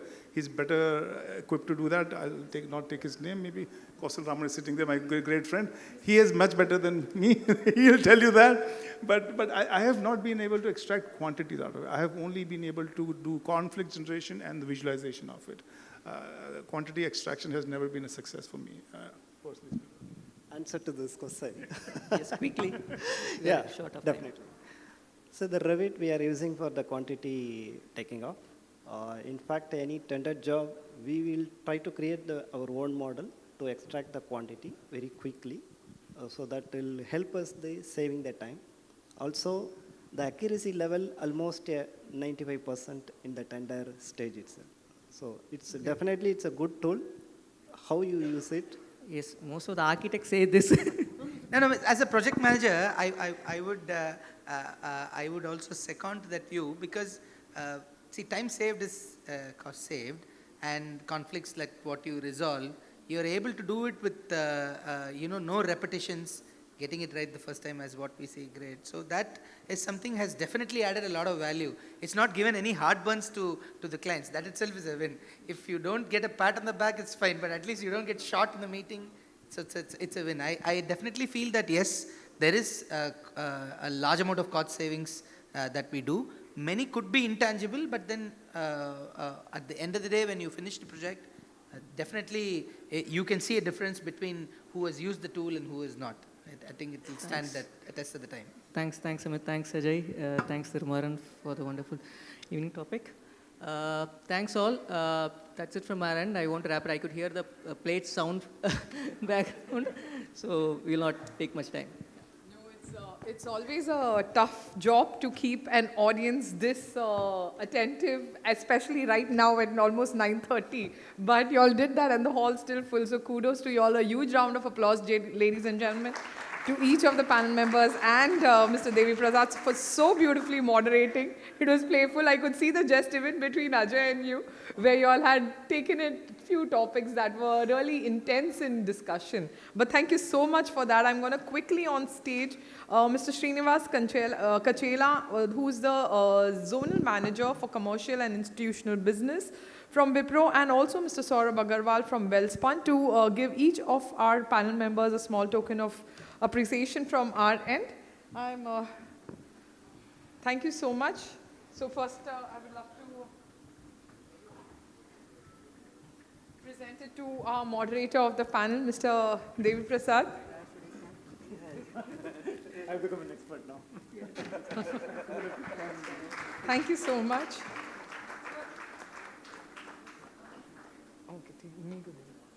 We next have Mr. Thirumaran from L&T.